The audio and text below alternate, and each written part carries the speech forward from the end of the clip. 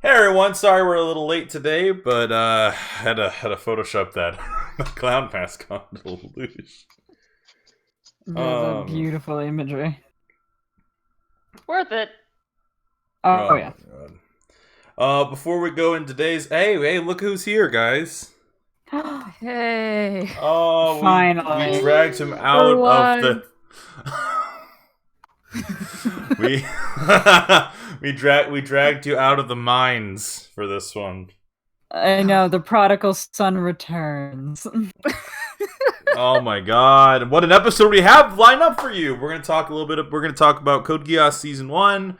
At the very, very end of the show, we're gonna talk about Joker and our kind of the thoughts and stuff. After last week's little capade, it's much more organized and everything, so but let's go ahead and do the first bit real quick. We also, unfortunately, once again, we have Yu-Gi-Oh talk, but it's not from me this time. So No, it's from me because Mitch has dragged me back into Yu-Gi-Oh! Kicking and A screaming. thing I was not expecting to get into in the year Oh.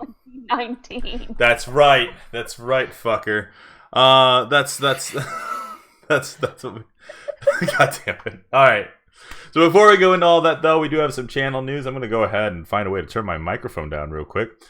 We have some channel news. So this week on Save Point City, we're going to record our episodes of Fire Emblem a little later in the week, just because we were supposed to record it today. Didn't really feel up to it. I want to be at like my best when I record Fire Emblem, and like if I feel like a little bit of a depressive thing going on, I'm like, you know what? Not today. So instead we played something horror that I actually super enjoyed, that you guys will get, I think, like Monday through Wednesday, I think. So you guys will get like a little 3-parter, hopefully, if I can divide that up and make that work instead of just getting a big hour chunky boy, to build the suspense and also to Ooh. let us upload more videos. And let us drag our upload episodes. gotta milk those dry. Yeah. Let Amanda fucking rest. That's right. That's right. I just kind of like die on the floor with my tablet and just like gotta draw more fucking Fire Emblem memes. Oh god. There's so many. Oh man, every thumbnail is unique for fucking Fire Emblem. That is, I know. Oh god. It's very impressive, but also, if you need to rest, Amanda, please do. Yeah. So like I said, we will go ahead and get to some of the like Joker will be at the very end that way in case anyone who hasn't seen the movie, they can wait because me and Nate are gonna go. We're gonna do a bit where we're gonna talk with all of you, and then we're gonna do a bit where it's just gonna be me and Nate talking about spoilers specifically. So also this week, what is it, Nate? We got more Catherine coming, right? Yeah. A few more episodes of that. Yeah. And hopefully we'll record more of that later because we've nearly finished that game. Because it's not that long of a game. It really isn't. It really isn't that. It really isn't that long. And also, like the episodes that are about to come out, we were also drinking, so that just made time go so much faster. No, it was a great idea in theory. I drank so much.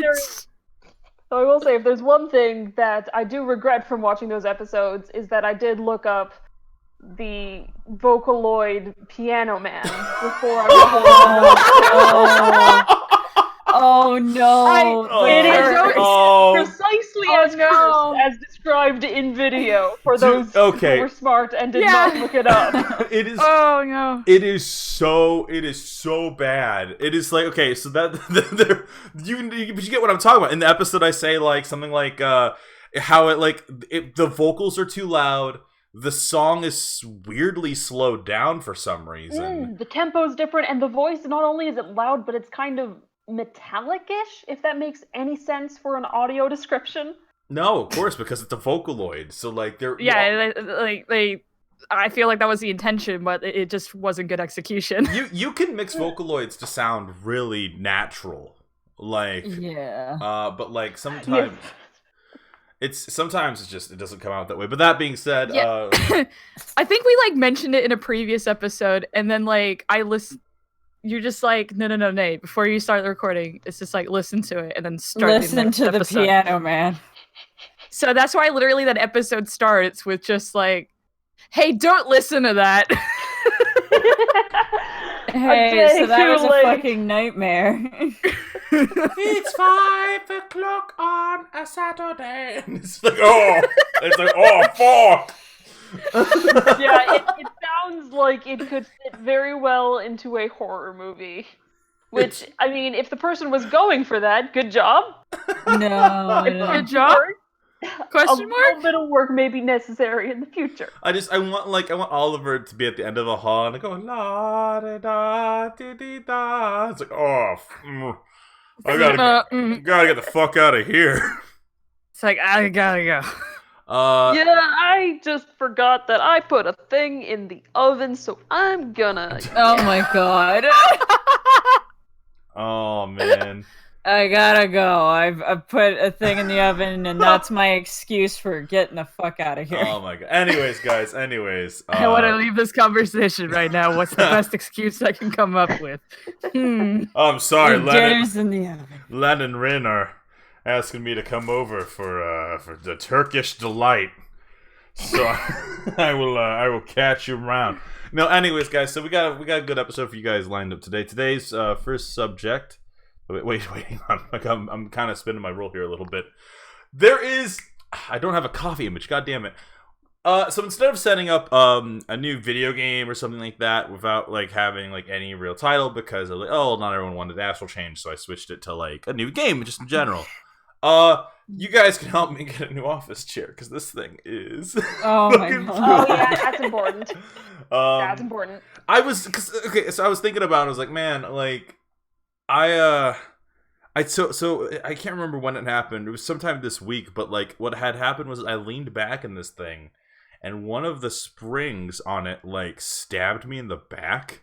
Oh my god! And I was just like, "Fuck!" Like, and like it was a small wound, but I'm like, "Fuck!" And like, so that's a sign to get a new one. Well, that's the thing. The armrest is starting to tear apart. I've used tape and stuff. This thing has followed me through 3 moves now, and it's time to put Old Yeller down here. So I'm gonna put that up. The coffee is now, instead of getting me a game, please help me fund my next chair. Yes, one that doesn't try to murder you. I spend a stupid amount of time in this fucking thing. I should probably ow. It knows you're planning against it. Yeah, you gotta get rid of me, bitch. Oh no, Oliver's in on it too. No, but anyways, they've been plotting. We have a coffee set up at the bottom of the list. You can go check it out. Even if it's something small, anything helps, guys, but you don't have to if you don't want to. Wanna know why? Because I love you guys. That being said, let's go on to the next, let's go on to our first topic of the night. Oh, Lelouch, boy. Yeah, this show.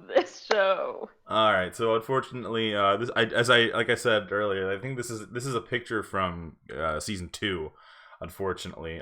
But me and Tabby just finished Code Geass season 1, and I've already seen the show. I know everything about it. I was an avid fan, and as like I said a couple episodes ago, I found a Lancelot model that and it was the weirdest thing, and I'm like, oh my god. This still exists and is being sold? Well, what I found out is that like, so I'm like, oh, they must have made a new one for like to celebrate the 10th anniversary a couple years back. Oh fuck no. Oh yeah, that would be no, this is from 2006. That just never was bought, and I'm like, oh. And the shop just never threw it out. There's like someday someone will buy this. Someone will. There was a sticker and everything that just said now at a special price, and I'm like, oh. Somewhere out there, someone will buy this thing. One fucking day. Oh my god. One fucking nerd's gonna come in here, buy this stupid thing. And luckily, Mitch was that nerd. Yeah, Mitch was that nerd. So the whole thing, right, is the fact that, like, I buy this thing, Tabby's like, what is it from? I'm like, Code Geass, and she says, what's that? And then we stop the car. And no. Natural reaction. No. So, for those at home, I'm sure I've talked about it before on this show before, but just in case, Code Geass is a show that was released back in 2006 by Sunrise. It tells the story of the futuristic year of 2017 in an alternate universe where America didn't win its independence and the Empire of Britain just kept expanding, like, forever. And so you have, like, the EU kind of, like, forming its own, like, little, like, coalition against, Britannia. Like, like, hey, don't fuck with us, we won't fuck with you. But we also have Britannia taking different territories and stuff. And one of those territories is Japan, which they call Area 11. So you can no longer call yourself Japanese. They just call you a damn 11. And it's racism. But the story kind of tells about the fallen prince, Lelouch v. Britannia, who is in hiding in Japan and kind of is like, you know what? Fuck this. I want answers on my mom's death. And so he kind of disguises himself as a character called Zero. And the whole show is about him and his Death Note-like plans, using his super magic power called the Geass, which allows him to give commands to give one command to any person. And so there's a lot to unpack there, right? And so something that I've noticed as I'm rewatching the show for like the third time, and Tabby's watching it for her first time, is that one, it's nice because she doesn't know how the show ends. Which is very unfortunate because a lot of people, or not unfortunate for her, but it's unfortunate for anyone who hasn't seen the show because a lot of people know how the show already ends because the ending to the show was one of the biggest fucking twists that happened in the mid-2000s. I still don't know because I have not watched Code Geass still. Which is super good. Which is you'll get to enjoy the bizarreness on your own pace. Right. Well, the thing... Sorry to, like, interrupt, Mitch, but, like, I was talking about it the other day, because it's, like, we brought up Code Geass, this was, like, months ago, and when I mentioned I hadn't watched it, we watched the first episode. And, like, it's really cool, and I really want to continue watching it, I just haven't had the time. And then I'm like, why does Code Geass seem familiar to me? I know I didn't watch the anime, but why does it seem familiar to me? Oh my god. The answer's memes. So... No. It wasn't memes. The soup store bit. I knew that was Code Geass, but there was I was going through my hard drive, and on my hard drive, I have stuff from high school. And so I was going through the music folder from high school. There's over 1,000 files in that folder. Mm-hmm. A lot of them are duplicates, and I went through the music video portion of it, and most of it was Nightcore and anime openings. And I had nerd. I know. And I had the season 2 Code Geass opening. Why season 2? I don't know. And I'm like, oh, that's how I know Code Geass. I have the second opening for some reason. Despite having never watched the show, you just can't have the opening and its video on your hard drive? Okay.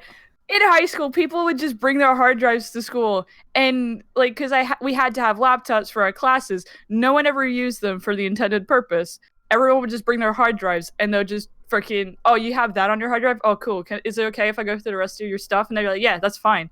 And then you just take whatever you wanted from other people's hard drives. That was just my high school life. That was my senior life in high school. That's a unique. What? Well, to be fair, when I was a high schooler, we also shared anime through hard drives, and Josh always carried the entire thing of Karas around with him. Yeah, no, this was before. Am I the only one that didn't do this? No, it's not that. Okay, so that's the thing. So it's funny because Nate, you and I have almost 7 years between us in terms of our experiences. But I find it very funny the fact that we didn't have when I was growing up, we didn't have that access to if you wanted to watch Code Geass, right? Here's a fun fact. I used to own the entire first season on a box set, and it cost me $50 fucking dollars. Oh god, yeah, box sets were fucking and the ridiculous. worst, They still are. The worst part is that like if you wanted to like own, because like that's the thing. But when me and Josh were fucking younger, we're like, man, I really want to support Sunrise or Trigger or Gynax. Mm-hmm. And we thought the way you would support them is by buying these things, you know? Mm-hmm. Now the nice thing was that Gios took some of the weirder aspects of like, let's say, an anime box set, and they actually implemented them here in the States. So like, for example, if you bought the first season box set, you would get a CD that has like audio dramas on it with the English voice actors.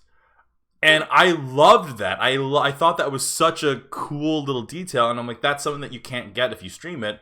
And even now, I'm like, man, I kind of want that box set again. Like, it's one of those things where it's like, I'm really enjoying Code Geass Season 1, like, just watching it again. We just finished the first season, and then I was slowly but surely reminded that all these changes happen in Season 2 because, at the time, you know, we'll get into that another time. I'm going to leave that for a different thing. I'm going to leave that for after I watch Season 2, and I will talk about... Again. Yeah, I know. So I'm gonna leave that for Season 2 talk, but for what it is, hey guys, if you're looking for something like a little bit of a blast from the past, I gotta say, every time I rewatch this show, it still like amazes me how much like it's just such a well-written piece.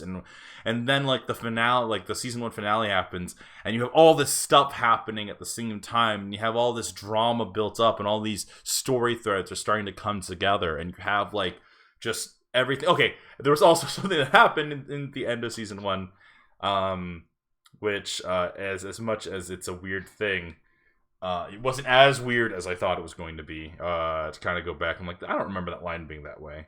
I'm trying not to say anything because Nate, you still haven't seen it. Do you want me to just deafen myself for a second? No. No, Because hey, I intend to rewatch this with you at some point. Because I fucking Code Geass is that thing that's like lightning in a bottle, in which like you have people who don't like mecha anime who are coming in for the Geass aspect and the drama. I didn't even know what had mechs the first time I went to watch it. I thought it was just the political, all according to Keikaku shenaniganry. Oh, well, that's the thing. I was convinced that it was like yaoi.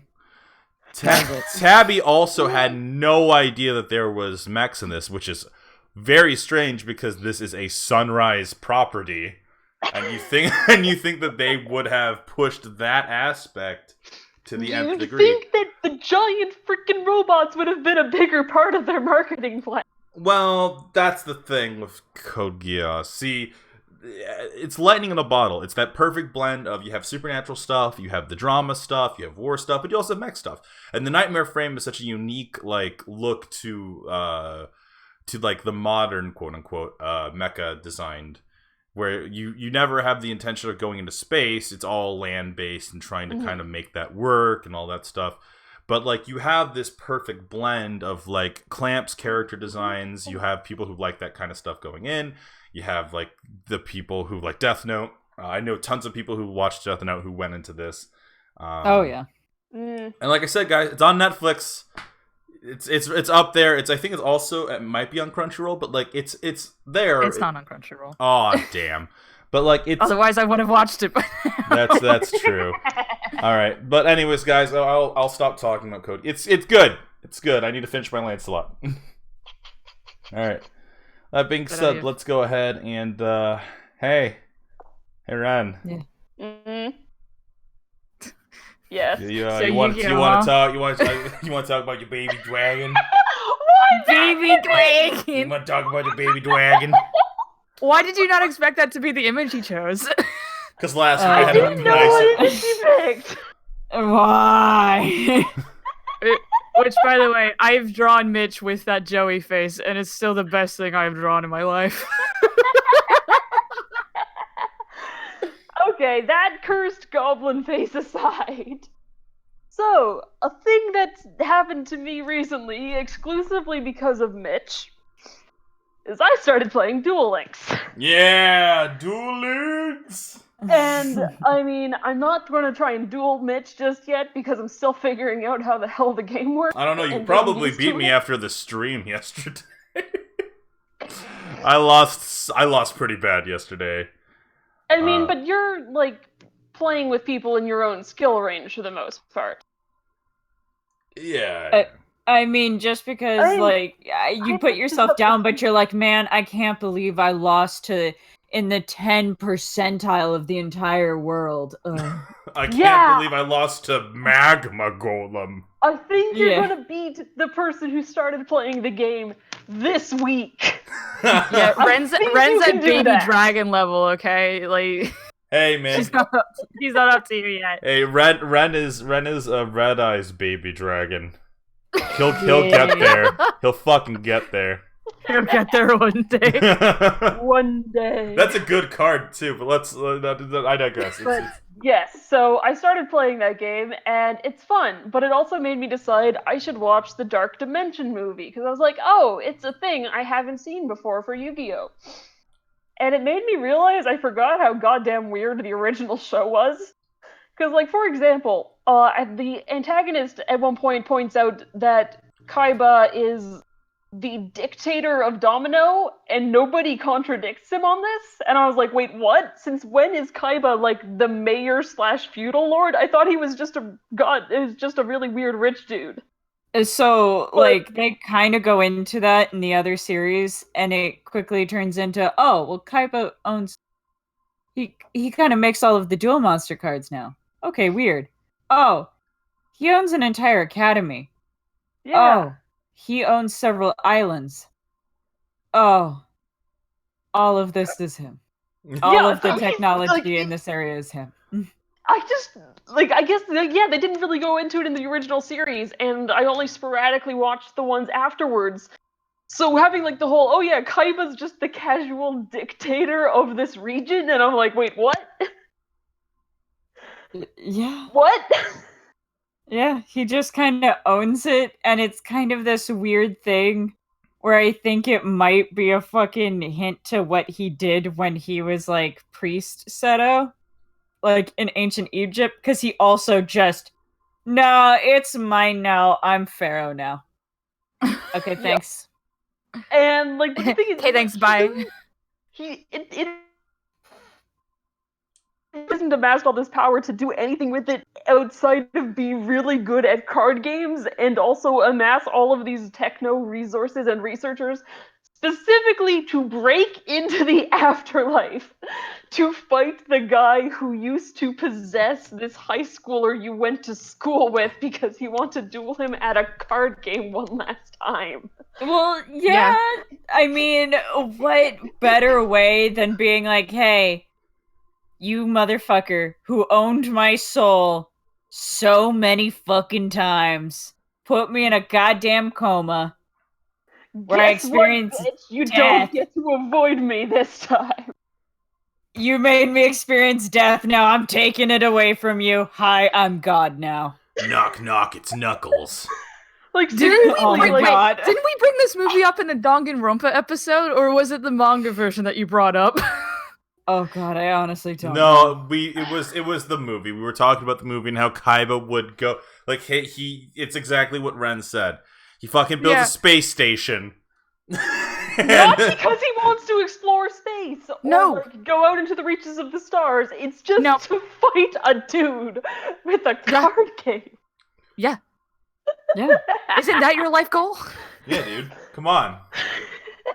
Yeah, why the fuck else would you fucking create a space station, build a multi-billion-dollar fucking company, and become a dictator of an entire fucking country, if not to raise the dead of the one dude who beat you in a card game? I think my absolute favorite part about this is the fact that, like, he goes into the afterlife, he sees him there, and I just want fucking Etem to be like, bring my cards? Oh, fuck.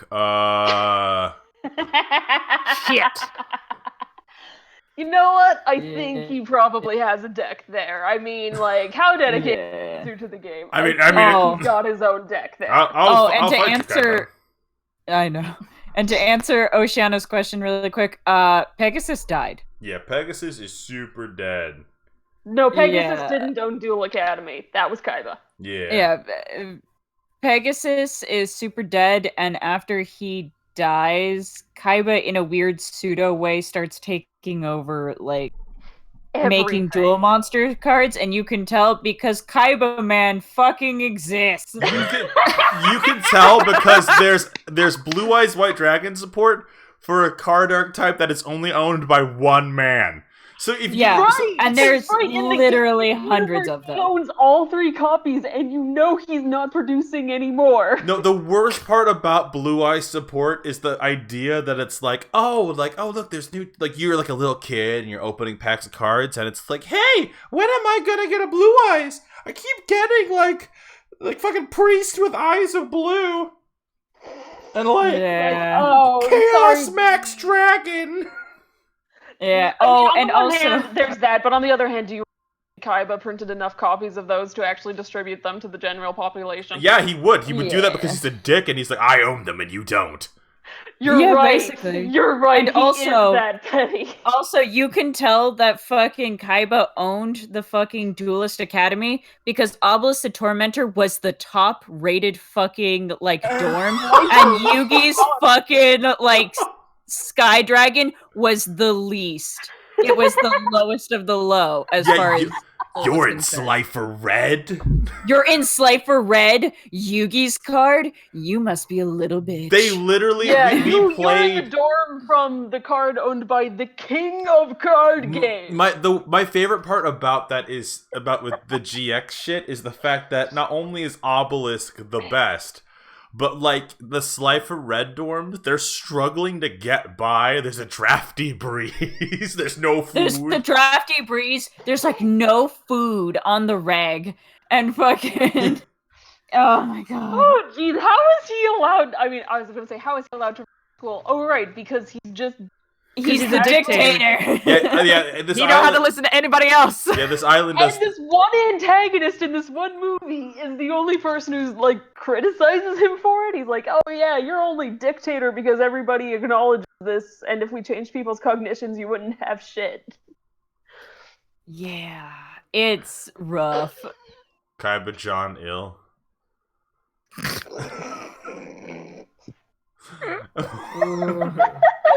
This whole country is just Slifer Red, anyways. So that being said, though, Ren, how are you liking Duel Links? What have you noticed if you're leaning in towards any cards or anything like that? I mean, I'm currently playing with actually a Blue Eyes deck because when it said, "Do you want to stick to Yugi or Kaiba?" I went, "Okay, I'll go Kaiba." Kaiba's a teenager in the time period where he's doing all this Oceano. He's a teenager. He's the same age as Yugi and Co. He's in their class. I want to He's say literally in their class. he's like either 16 or 17 during all of this. Yeah, I mean, I think during the movie they're like 18 or so because they're graduating. Yeah. But yeah, he's just a regular ass teenager, same as the rest of like Yugi and Co. Yeah, it's not He's just this really hyper focused teenager who will do just about anything for this one specific thing. well, yeah. It's called determination. Not a lot of people have it these days. No, It's and I called mean, hey, PTSD. I mean, also that, but I mean, he's determined enough that he can stick a computer on his arm to amplify his determination to avoid being erased from existence by this god cube this other teenager was given and has been wiping other people out of existence with. Yeah, fucking just, Yugi's like, a Rip to fucking those weird guys, but I'm show. different. Yeah. Yu-Gi-Oh's the weirdest fucking show, man. Like when you But it break it works. down. When you analyze anything in that show, it is absurd, but it coalesces into this functional thing that I love, but I'm perpetually baffled by. I always love something that I've come to really appreciate about like older fans coming into Yu-Gi-Oh is I got a question the other day, which is like how good is Exodia? And I'm just Oh my I'm just god. like, not that great. Exodia is awesome if you can like make a deck revolving around like some of the support cards they made for him. And But- actually being able to assemble them. Yeah, well, that's another thing. It's like people will make decks where it's like what is it? I'll never forget when I was like playing with like real cards in college. There was this kid who wanted to play with us because we just sat at a bunch of tables in the cafeteria when we played, and he brought a bunch of cards and he stacked this deck. Now, mind you, in traditional Yu-Gi-Oh, you can have 40 cards to your 40 cards in your deck. This guy had 60. And Okay. we were dueling, and like he couldn't get anything out that I couldn't like you immediately destroy. And he's like, man, this never happens. Like, what are you talking about? He's like, oh, I just and like I'm like, do you mind if I just see your hand real quick? And he's like, yeah, sure. And like he showed me his hand, and inside of his hand was like a piece of Exodia. I'm like, in a 60 card deck? You're never gonna Why get would you do Exodia that to out. yourself? Like that's just that's a dead draw. That's like, I mean, even like with the 20 card decks in like Duel Links, that would be annoying as shit. Yeah, most Exodia decks are built solely to get Exodia out. Yeah, It's mostly like pot agreed, draw. Yeah, there we go. I mean, Like, Yeah. it'll probably take me a any second. other option at that point. Like, it would probably take me a second to find it, but there's like a video. It is a 20-second video. It is not long. And it's this dude just talking like, oh, like, I just, like, the Legacy of the Duelist just came out. Like, I beat, like, the first kind of, like, had the first battles. I'm getting pretty good at it. And then he's, like, starts this match. The guy on his first turn, like, the enemy's turn, summoned Exodia, like, immediately. And it's just him going, fucking what? And then the video The ending. odds of that happening are pretty low. I don't know. It's like a minute video. It's not long. It's so funny though. My favorite one is the picture of the guy who like, or not the picture, but the video of the guy. He has glasses and like he's like I get it. He's very excited to play his deck, and he's trying to be like a Yu-Gi-Oh character. And he's like, I draw 2 cards, then I activate this trap, then I draw 1 card, then I do this, and now here's the deal. If you guys have ever played Yu-Gi-Oh, which some of you haven't, I get it. Yeah. But like if you ever have played against someone who's using one of these mill decks to get Exodia, it isn't fun because you just have to sit there while they go draw a card, draw a card, draw a card, draw a card. Right, it's a gimmick casual deck. It's not something that you can run the meta, but more importantly, because of how the deck functions, the deck is normally designed to stall the fuck out while you're trying to obtain the victory condition of Exodia. You're trying to get all 5 pieces. The problem is that every time you draw a piece, you're stalling into, well, it is a brick in your hand. You can't do anything with it because it's just a piece that you are required to have. And so like it's hard to to then kind of go forward with it. But the point is that like Exodia decks are they're just rough, man. And I think my favorite thing about it is they try to create like these sub cards for Exodia where it's like, well, this is a rock monster that kind of looks like Exodia, and like he has like an ability that's really neat, and like they try to make Exodia into a playable monster rather than a mill deck, because he is the last monster you see in that fucking opening.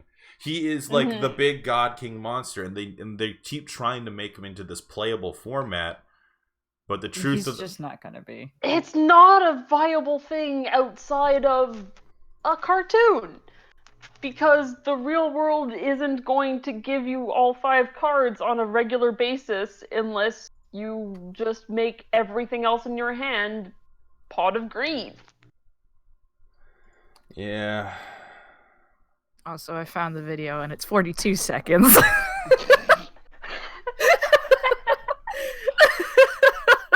that's short. Yeah, it's literally the first turn. Oh my god.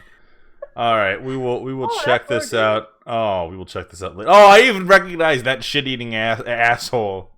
Yeah. From the fuck. Okay. Anyways, guys. Ren, is there anything else you want to add to this Yu-Gi-Oh conversation? I mean, we keep talking about it every fucking week. I mean, not Here's a really. regular Just topic. like this show is absurd. I love it. Other people feel free to watch it because I need other people to be baffled at the nonsense with me. Oh, you know what my favorite part is I watched the first couple episodes of Dual Kingdom, the Dual Kingdom arc. Mm-hmm. And my favorite one is that Weevil 1 did something stupidly illegal. If someone wrote their deck list down, right, like Pegasus would have probably expected, and then all of a sudden it's like, oh, what happened? Oh, well, this asshole threw 5 of my cards out of the fucking ship. Mm-hmm. Yeah. That should Banned. just be immediate disqualification. Yeah, banned. Not, and it's, because I would Immediate assume you would disqualification. get Because there. you're the producer, you give the person who lost their cards the replacements. say goodbye to Exodia. It's like, first of all, fucko. One, yes, Exodia pieces are very hard to come by, and in fact, in Duel Links, you can't put Exodia in your deck. It has to be an ability that you activate at the very beginning of the duel when you're playing. I think it's Yugi. It's not even Yami Yugi. It's just like Yugi Moto. And then the Which Exodia means your opponent knows you're going to be trying for Exodia. Exactly. And even then, like, it's placed in as like there's still spellcasters and stuff. Like that was a pretty fun way to do it, because you don't want to run a 20 card deck. And it's like, oh yeah, this is an Exodia deck. It's half the fucking cards in traditional play. But no, it's... Yeah, because then you have to have 20 plus cards of actual cards. Oh yeah. But Which, yeah, that makes the game more interesting, because yes, this person could draw Exodia and summon them to whoop your butt, but they also need to strategize well enough and play their cards right to stay alive long enough to actually get the pieces. Yeah. So that being said, though, I think if that's it for Joey. You know what's funny? I was playing Red Eyes earlier today, and I decided to I was winning a couple of my games, and something I kind of decided that I'm going to try to do is I'm going to try to get that last card. Okay. I'm going to try to get Redstone of Legend. Because because Red Eyes took me from bronze to gold last season. Nice. But then when I got to gold, I started noticing a very big problem, which is I can't make a monster with over 3,000 attack very easily. And like, so one of the things that I was trying to collect was Black Metal Dragon, super great card. I was trying to look for, like, Redstone of Legend. I was trying to look for Red Eyes not Black Chick, but Red Eyes Baby Dragon. There it is. And I was just losing a lot, and I think part of it was because I couldn't summon. Red Eyes is great when you want to have a really nice beat stick on the fucking field and having that stage presence. But in order to give him his protection, it's kind of hard to do it without activating, I don't know, Power of the Guardians, that piece of shit card. I'm so tempted to just get that fucking starter pack just so I can get a copy of Power of the Guardians. I keep running into that fucking card. Right. Oh, this is the one where it gives you like 500 attack every time you're involved in a battle thing? Yeah. Guess who has that? You? Yeah. Oh my god. I love that card. Oh, you It's prick. So solid. Oh, you prick. All right. It's so Wonderful. I fucking... get Blue Eyes on the field and I equip it with that. Oh, that card's a nightmare. That card is Fuck a that fucking card. nightmare. Well, that's the thing. I think at the end of the day, all I got, like, that's when I'm playing my Metaphys, it isn't too bad because, like, there's ways around it. But like, yeah, like if you get like a card that destroys spell cards and stuff like that, it is very easy to get rid of it. well, you say that, but Duel Links doesn't have that many cards. Not without paying out the wazoo or playing for a stupid amount of time. There's not a lot of cards that can just easily destroy spells and traps. I know for example, like I haven't seen MST, which is great because Mystical Space Typhoon shouldn't be like a card that we see in Duel Links, but like it's you have to either collect a whole set of them or something like that, and for like well, that being said, you got the Blue Eye structure then, I'm assuming, right? I don't know if I have like the full structure of it. I have mean to like show you what cards the because I don't know what the official structure. Oh, no, you're fine. I meant like you bought like the pre-built decks. I think I got a couple of them with gems, but I don't remember if Blue Eyes was one of them. Okay, that's fine. So you got the Dark Magician one because that's how you got Yes. the Power of Guardian.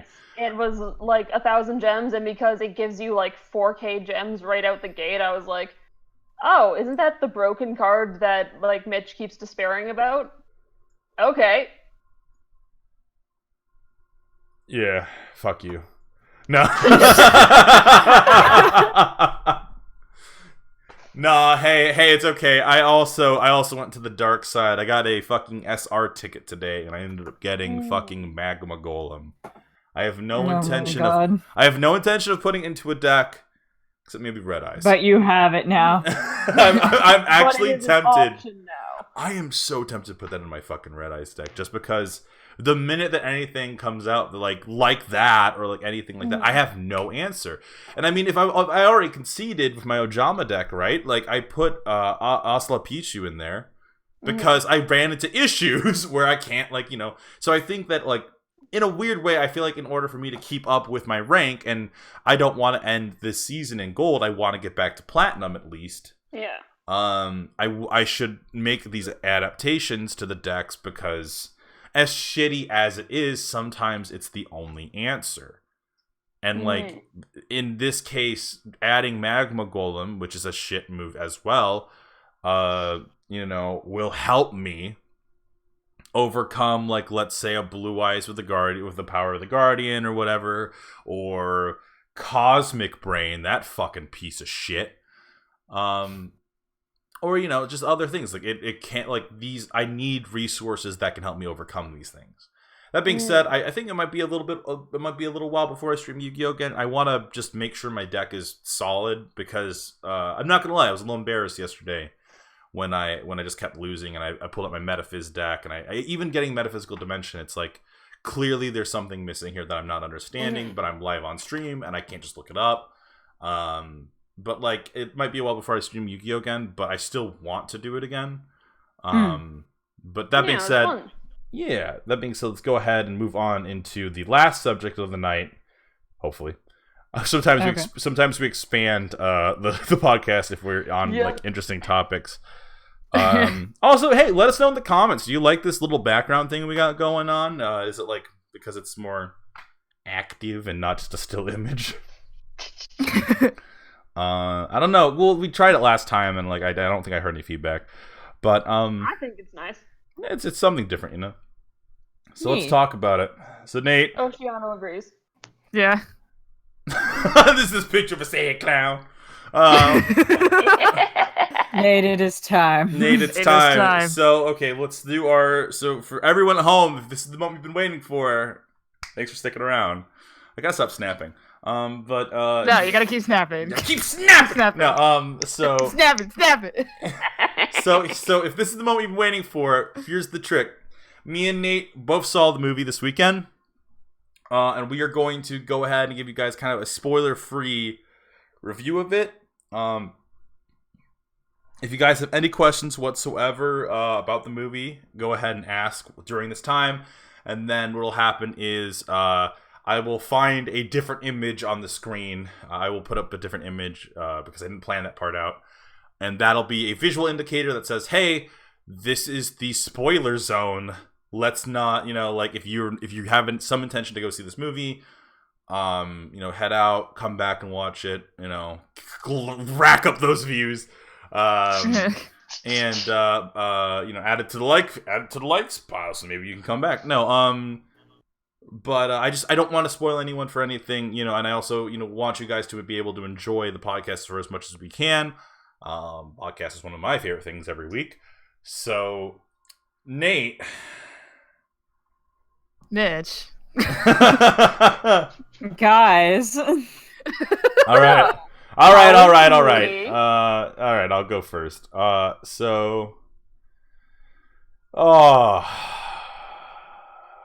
This is probably one of the best movies I've seen this year. This is probably the most memorable fucking comic book movie I've ever seen in my life. I it's so hard because I feel like there's so much that has already been said about this movie. Like other movie reviewers have already put their 2 cents in. I think this is probably one of the best performances I've seen in a movie. Joaquin Phoenix fucking knocked it out of the goddamn park. And when I say that it was really good, I don't mean in the sense that, because here's the thing. So when I saw it in theaters, we went on opening day. We went Friday. And one, there was a cop there, which I expected. But two, Really? yeah. But two, something that I really noticed as we were watching the movie was the more I got into the movie, in the corner of my eye, I'd see a couple people walk out of the film. Oh. And people were walking out of the film throughout the entirety of the movie. When we started, that movie theater was fucking packed. When we ended it, about half the audience was gone. Interesting. Now, Funny enough, I actually had a few people leave so when I go to the movies, I go by myself. Like, I don't go with anyone. I have a tendency to go to the latest showing because there's not as many people. I live in a smaller town, so even though it was the day after opening day that I went, it wasn't packed completely. And some people even still walked out. And even at the beginning of the movie, which I got really mad about, and some people started laughing at the movie at the very beginning. And I was so mad because I'm like, please don't tell me I'm going to have to deal with these assholes the rest of the movie, because it's going to ruin this movie, because this movie is on a more serious note, and people laughing at it isn't, like, that's not the intention of this film whatsoever. And then, like, there was this, like, couple behind me that was just yelled fucking grow up, and they shut up for the rest of the movie. And then, like, midway through they ended up leaving. And, like, there was a few people that ended up leaving. So, like, there wasn't a lot of people to begin with when I seen it, but a fair few people left for me as well, which is interesting to say the least. That really fucking sucks, though. I wonder Yeah, if they were expecting the movie to be something and then just were like, wait, this isn't the thing. This is not the funny man. This isn't the thing that I wanted. I don't think they expected to have such a sad film, because this is as well done as this movie is. It is very, very sad. And which is honestly kind of what I expected, just like from the advertising. Like, I've seen people refer to the advertising as being kind of Oscar baity, which made me assume that the movie wouldn't be comedic.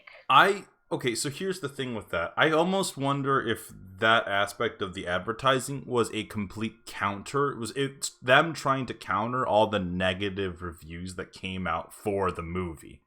Like, when because we sat here last week and we were talking about it, that video portion got a little heated, so I removed that part out because I'm a angry bag of fries sometimes. But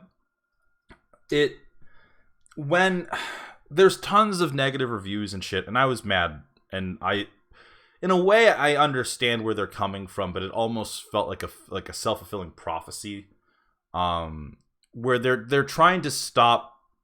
It's not that they're trying to stop, that's not exactly the phrase, but they're trying to be like, hey, there's something potentially dangerous in this film, right?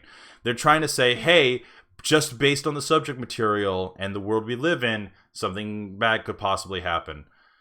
After seeing the movie, Nate, I think me and you both agree that, like, while there is kind of like an idea of that possibly, like, that you could possibly see someone maybe they handled it well, because this is like, because what they were dealing with, like, because they wanted to tell the Joker story, and they did a very good job of that, but there were things that they had to be cautious of, and other people would say that, oh, they treaded, like, fairly on the line, but no, they made it pretty evident of where, like, the point stands. And, like, I understand the fear that people had with this movie and, like, the reviews that came out before it, because I tried to have, because I kind of just ignored them anyway, because when I watch a movie, I try to have as clear as a mind and unbiased of an opinion when I go see it. That is just my, like, I don't like spoilers. I like seeing a movie like as fresh as I can with like an unbiased like opinion, and I have a tendency to not really have expectations of a movie, because then you can kind of enjoy it for whatever media it wants to present you. Like I do it with a lot of movies, and every time I've talked about movies on the podcast, I mention every time that this is what I do. Mhm. Like other people find it weird, but it's just what I do. Fair enough. Yeah, and like yeah, there was an understandable fear with this movie, but they did a really good job of executing it. And like that's all I really have to say, that people were like kind of afraid for no real reason. I also feel that one, I super fucking agree with you, but two, I also want to just add on to that. The movie not only addresses that fear, but also almost there is definitely a message of eating the rich. Like there is there is kind of like this, you know, this societal divide, and we're gonna get into it a little bit more when we talk about the spoiler review. And how it's weird, because the more I thought about it and the more I've been kind of like stewing it over, the thing to fear isn't the idea that there is a copycat or something like that. Because while the film, as Nate said, the film is 100% well executed, while the film doesn't shy away from some of the ugliness of it all, one of the things that kind of remains constant throughout the atmosphere of the film is Gotham is supposed to look like almost like 1980s, 1970s fucking New York.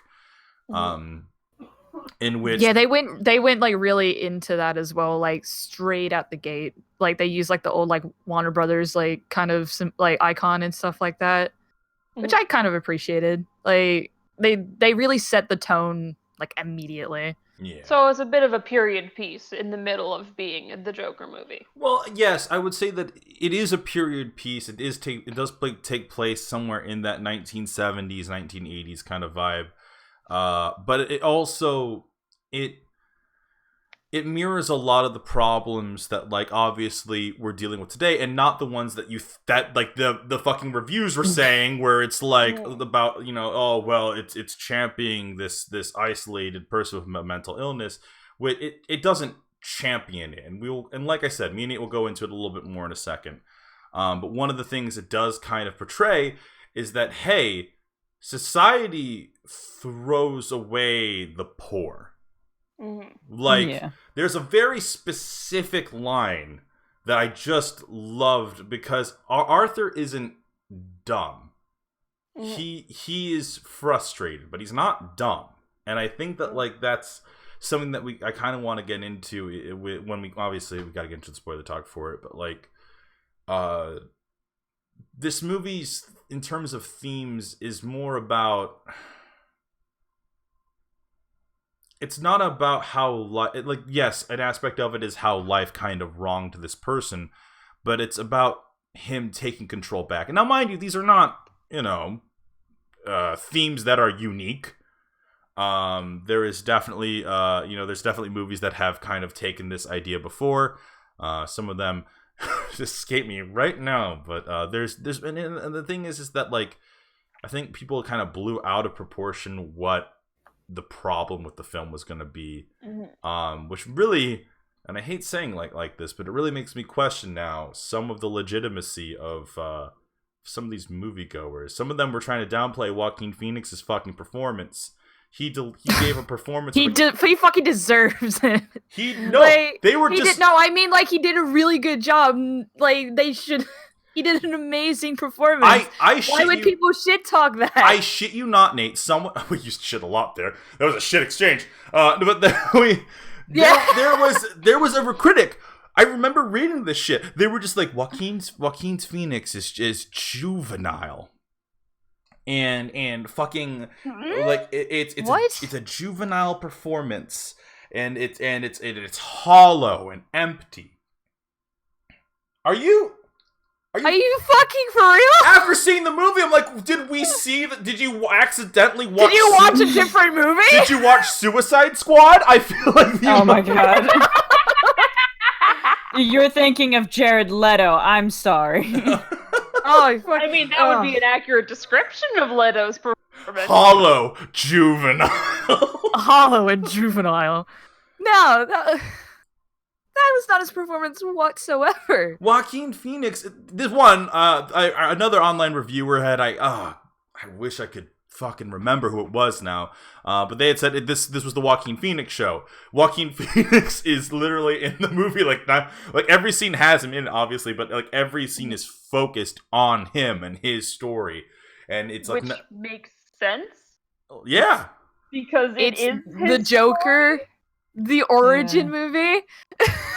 Dude, I cannot tell you Weird, how right? many times how many times in the theater I sat there, and it wasn't until they're like, "Oh yeah, this is Bruce Wayne." I'm like, oh, this is a comic book movie.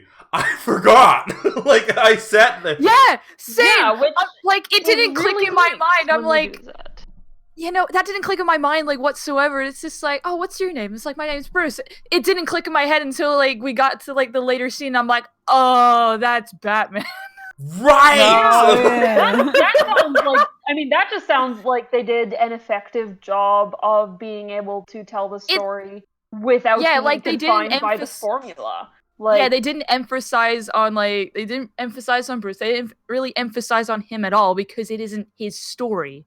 yeah, that makes sense. Like they made a nod to it, and 'cause he's important in the Joker mythos, but he's not important to the origin. Oh god, Exactly. Is it weird, Nate, to remind you that this director is the guy who did the Hangover movies? Oh Wait, god. what?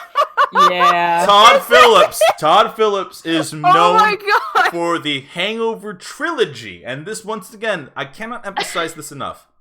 This once again What the proves something fuck? that I super love about Warner I mean, Brothers that's and like how the guy who did Fury Road being previously famous for Happy Feet. Yes. Okay, so Yeah. here's the thing. I cannot emphasize this enough. Hey, DC, Warner Brothers, you guys are fucking knocking it out of the park. Keep hiring these directors who are, like, just not the ones... Like, they hired a goddamn horror director to do Aquaman, and that was awesome. And he did a great job. Yes, hire amazing that dude job. again. Like- Leave Joss Whedon to his basement. Like, fucking... Just keep hiring these people. Like, oh, you're known for, like, fucking, I don't know, Insidious... Come work for us. Like, we'll have you do Shazam or some shit like that. But keep getting these directors who want to step out of their bounds. Because Todd Phillips fucking is a guy who's known for comedies and made one of the best dramas I've ever seen. Like, fuck. Yeah. Yeah, no, I mean, he like, did a yeah, great that's kind of the fucking thing. job. Hire interesting people to make interesting movies. And people will enjoy those. Oh man, I really hope the controversy doesn't kill this movie. That's my fear right now. I mean, if it's half as good as you guys have said it is, then I do hope that it does get its due by the end of all of this. Because, yeah, having pre-made conceptions about your movie tarnish it, like I said, if it's like even half as good as you guys have said, that would be a real shame. Like, especially after DC's start at the movies, where they were, like, trying to be Marvel but not, and they've been slowly making their way into doing actually interesting movies. They've I'd just like to because see them continue that. I think they've stopped comparing themselves to Marvel because Marvel have like so many kind of more resources in a lot of senses. It's like, don't get me wrong, it's like DC and like Warner Brothers and all them. They're a big company as well, but they're not as big as Marvel. And It's not as big as even- Disney. exactly. Yeah. And Because Disney. like- and as much as I enjoy Marvel films, I've enjoyed like the DC films that they've been pumping out after they've stopped really comparing themselves to Marvel. The last three have Like, been fucking amazing. Yeah, Aquaman, Shazam, and the Joker. Oh, yeah, I still need to Phenomenal see movies, Shazam. and I I've love seen them to death. clips and it looks so good. Which one? Did you not see? I haven't seen Shazam yet. I keep Aw. meaning to see it because it looks. Every clip I've seen of it looks so good. Ren, if It- you like a '90s Nickelodeon movie, Oh my god. Live action Nickelodeon movie. Oh my Go god. watch Shazam. That's one of those. That's exactly what it is. I need to. That sounds perfect. Oh my god. Yeah, if you're in the mood for something that's kind of cheesy and fun, which for some reason came out in like March, despite the theme being for Christmas. You know what? That's what you should do. Weird timing. Wait until after November, and then watch Shazam, and then Shazam's the Christmas movie. Yeah, exactly. Oh my god. It kind of is. Kinda. But anyways, Nate, I think I've been edging here, like wanting to talk about fucking. Same. Yeah, I want to talk about spoilers. Oh my god. And then Okay, I I will get take our it. departure. No, we will go into a different place, and then we will come back into this call at the very end. But me and Nate are gonna go ahead and kind of set up shop here for spoiler talk. So Nate, go ahead and meet me in 1v1, and I will see you 1v1 me. 1v1. All right. Debate. All right, we'll see you guys in a second. See ya. All right, so let me go ahead and get the image needed for this next part. So yeah, unfortunately for us, I didn't have a chance to kind of like to like set it up. So like just gotta quickly do that. Yeah, let me just go ahead and like try to make this just real quick here, guys. Yep, just gotta. There we go. All right, so it's a different image. It's still from the movie, and probably one of my favorite scenes in the movie. Yes. Without giving Can't it away. agree with you there. Oh my. So let's talk about it. Okay, everyone. If you guys have not left this video, I'm assuming you either have watched the movie or don't give a shit. And I'm still like, either way, thank you for joining us. I'm so excited to talk about this because holy shit, Nate, the fucking themes of this movie. Okay, there's so much to unpack. There's so much where to begin. Okay, how about this? Okay, let's just start from the beginning, right? Because there's no other way to do this. We have to start. Okay, so Arthur is the movie opens up. Arthur is making the smile with his face, and he goes from his frown, he goes to his smile, and then you see that there's a tear. He is miserable. He is depressed.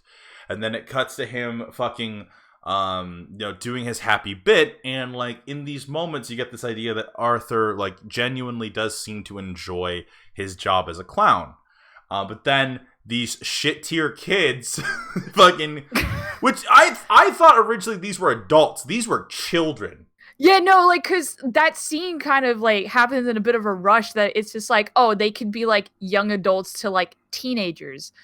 So, and then you just like. And then it gets to the bit that, so they're chasing after these kids because they took his sign from his job and, like, they corner him in a fucking alleyway and kick the shit out of him. So, straight out the gate, they're just like, hey, we're dealing with some shit.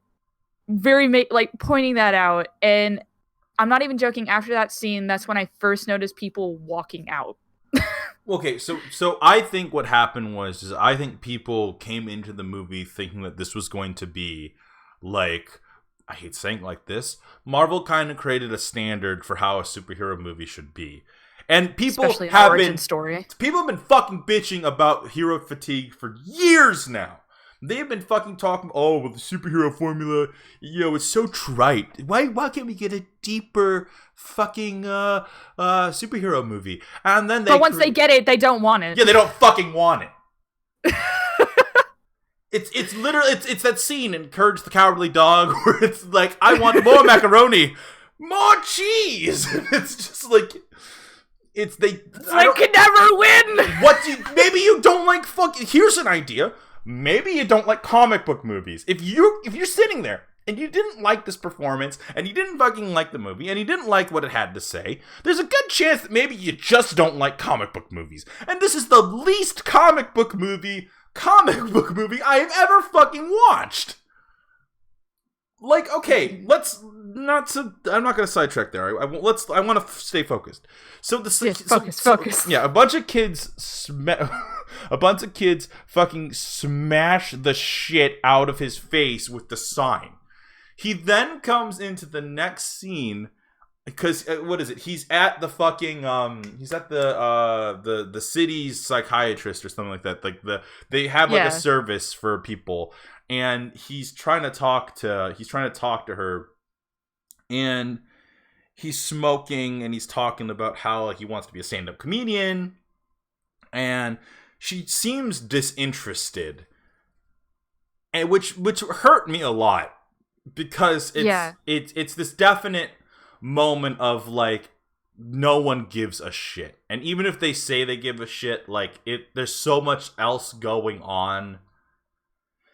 And like also with that scene, it's when you get first kind of introduced to the laughing as well, like the uncontrollable laughter, which by the way, trying to fake laughter, like especially if it's supposed to be like spontaneous and something you can't control, Joaquin Phoenix did a fucking amazing job at like conveying that. I love the pain in his eyes, but the laugh on his smile. Yeah, and the constant question that people like ask him, it's just like, you think this is funny? It's like, can you not see his face? Well, no. This man is clearly upset. So he gets fucking... Go ahead. No, it's just like, because it happens a lot. It's like, oh, you think this is funny, do you? And then something bad happens, and he has no control. He has cards to say, hey, this is a medical condition I have. I'm sorry.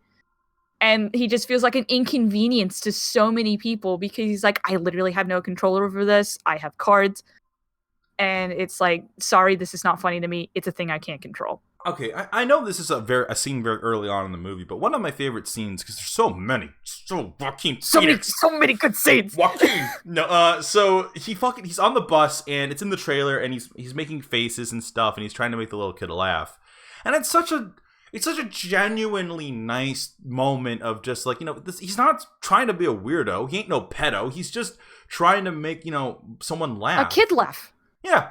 He's just trying to make a fucking kid laugh. And no, I get it. I get the parents' response and stuff like that. But I'm sitting there and I'm like, this guy can't fucking win. Like, there's no this, and that's the point of the movie. Yeah, he doesn't catch a break. He just doesn't, and like until later in the movie. Which, by the way, this was a long movie. This was not a short movie. It did not feel like a long movie, and that's always a good sign that you did a good job if it didn't feel like the length it actually was. It's 2 hours. It's 2 hours of... Okay, so I can't emphasize this enough, because obviously me and you have our age difference and stuff like that, but in my lifetime, I've had very few movies where I'm sitting there and I don't know what's going to happen next. I genuinely cannot figure it out. I had the exact same feeling, because you know me, like, with, like, how Danganronpa is going, and I've told people that it's, like, I like to analyze things, and I do it with movies, and I try to kind of, like, guess the ending. With this movie, I just sat there and enjoyed what was happening in front of me, which, like, when I sat in my car, like, after I watched this movie, and I was playing the soundtrack and everything, like, in my car, and I just sat there in the parking lot for, like, probably 20 minutes just thinking about this movie, because it's, like, because there was so much shit, like, that people were saying about this movie, and, like, there were mixed reviews and stuff like that. I didn't know exactly what they were, but I knew they were there, and I was just like, did people not watch the same movie that I just seen? I feel like, okay, so here's the deal. I also wonder if me and you have our own personal bias towards it, because, hey, we don't keep it a secret. We both suffer through depression. We both have... our moments and stuff. I wonder if there's something that might have echoed, or like specifically to maybe people like me and you, where we feel like people who have been forgotten sometimes, or we have these moments where it doesn't feel like we can win. And it did kind of that shallow aspect of me was like, yeah, maybe that could possibly be it, where maybe someone like, it's different. It's a different kind of experience. The movie will echo to you differently depending on your own life experiences. And something that I noticed flat out the gate is maybe there's people who just, they don't see something to latch on to. They don't know. They don't know what it's like. Go ahead. Oh, they just see like Arthur as like this weirdo that just inevitably freaking like becomes the Joker, and that's like they have no connection. They have like no idea really why he snapped like that or anything. It's like, because as a person, like, you don't really need to have a medical illness. It's like people reach a snapping point, not to obviously the extent of the Joker, but it's just like emotions become a lot, and how people deal with them is always different. And how like they portrayed this in the movie, like, I do see where you're coming from. It's like, yeah, we both suffer from depression, so it's like we had like this idea of like how he was feeling to latch onto, and especially like with the like fantasies he created for himself. Oh my god, can we just take a second and talk about the fantasies, because I've been seeing that misinterpreted as hallucinations. And they're not hallucinations in the slightest. They are just a fantasy. When fucking his fake love interest is with him, it's a fucking fantasy. He doesn't genuinely it's something he makes up to make himself feel better. You like in the scene where he's imagining himself on the Murray show, and they invite him up and he hugs Murray and stuff like that. Like, that's a fantasy that he kind of runs through his head to make himself feel better. It's escapism. Like, how is that being misinterpreted as, oh, well, he genuinely believed he was there? No, he didn't. He didn't believe that. The reason he goes to that woman's house at the very, when things have hit their lowest, right after he, goes to the hospital, isn't because he genuinely believes that she's into him or anything. It's because he wants some semblance of happiness. He went there, he wants someone to talk to. His mom isn't fucking there anymore. And she suffered from the stroke, and he's at his lowest low, and in a weird way he's reaching out to someone who he fantasized over, to someone he put on a pedestal, to this idea of someone. And that's when, as an audience member, you're obviously they show the clips again, and she's not there. It's because he kind of fantasized this person that would support him in a way that no one else in his life does. Yeah, because in the building, the only person that talked to him was her. No one else. Everyone would kind of glance at him and just ignore him because he was a freak. He was weird. He was different. And no one wanted to associate with that. So because this person even made it talk to him for the faintest of moments, and even made a joke, even if it was a weird bad joke. But it's she was just trying to be nice, which evidently no one has treated Arthur. Even his own mother treated him like fucking shit. It's yeah, she cared about him in her own weird way, but every time he would mention that, oh, I like the idea, or I want to be a comedian, and her immediate rebuttal was just oh, you gotta be funny for that. And for someone that has tried their now I see him yeah, I connected a little bit with this film in the sense of, yeah, I had it not the best upbringing. It's I don't really shy away from it. It's I'm a human being. I've dealt with my own fair share of shit. And when you try your hardest to accomplish a dream, and then so many people, including your parents or just a parent, putting you down, it affects you. And as clearly much Arthur tried to ignore it through the fantasies, through the escapism that he created himself, it was so hard to, because I feel because he was self-aware about these fantasies and everything he was making for himself. And this idea of something better, and he created those to just make himself feel happy, even though there was nothing to be happy about. Right. It was a hollow comfort, and there's songs that are written about that kind of shit. It's something where it's I feel and now obviously there will be people who will say, well, maybe the whole movie didn't fucking happen. Maybe he fucking, maybe it's all a hallucination. Maybe he's still in that straitjacket. Maybe he's, not, to which my argument is, if that's the case, then what's the point? Are we just if that is the actual, if you think that that's what the movie is about, what was the point of us going through that? Like if it's all just a hallucination, that's like It's not like you don't make a movie with so much depth and like substance for it all to be a fucking hallucination in someone's head. yeah. So anyway, You do not. And also, if it was a hallucination in his fucking head, why would he want to portray the sad parts? What to make his freaking fantasy more realistic for himself? Like, well, yeah, you know my favorite part about my fantasies is when I have a fantasy in my fantasies about life being better. yeah, exactly. It's just like, don't you love those moments in your life of just like, oh, this fantasy's kind of shit. I'm gonna make a like more intense fantasy that's like way better than this one. Like, like for fuck's sake, it was all a fantasy. It's just like, no, it clearly was not. This man has been through a lot of shit from just a child. He was abandoned, which like you find out later on, and he gets adopted by a person that has like all these mental issues with them. And then she was with a man that abused both of them. He was malnourished as a child, and like he still is as a man, like in his 30s. He's like, all of his money clearly goes to his like mother that can't take care of herself. He takes care of his mother more than himself. You know what my something that I always thought was interesting was the fact that like, so they say they have the adoption papers and everything, right? But then later on you see that there is almost like a seed of an idea where you see him take you see him pick a photo out, and the photo is of his mother as a younger woman or something like that. And there's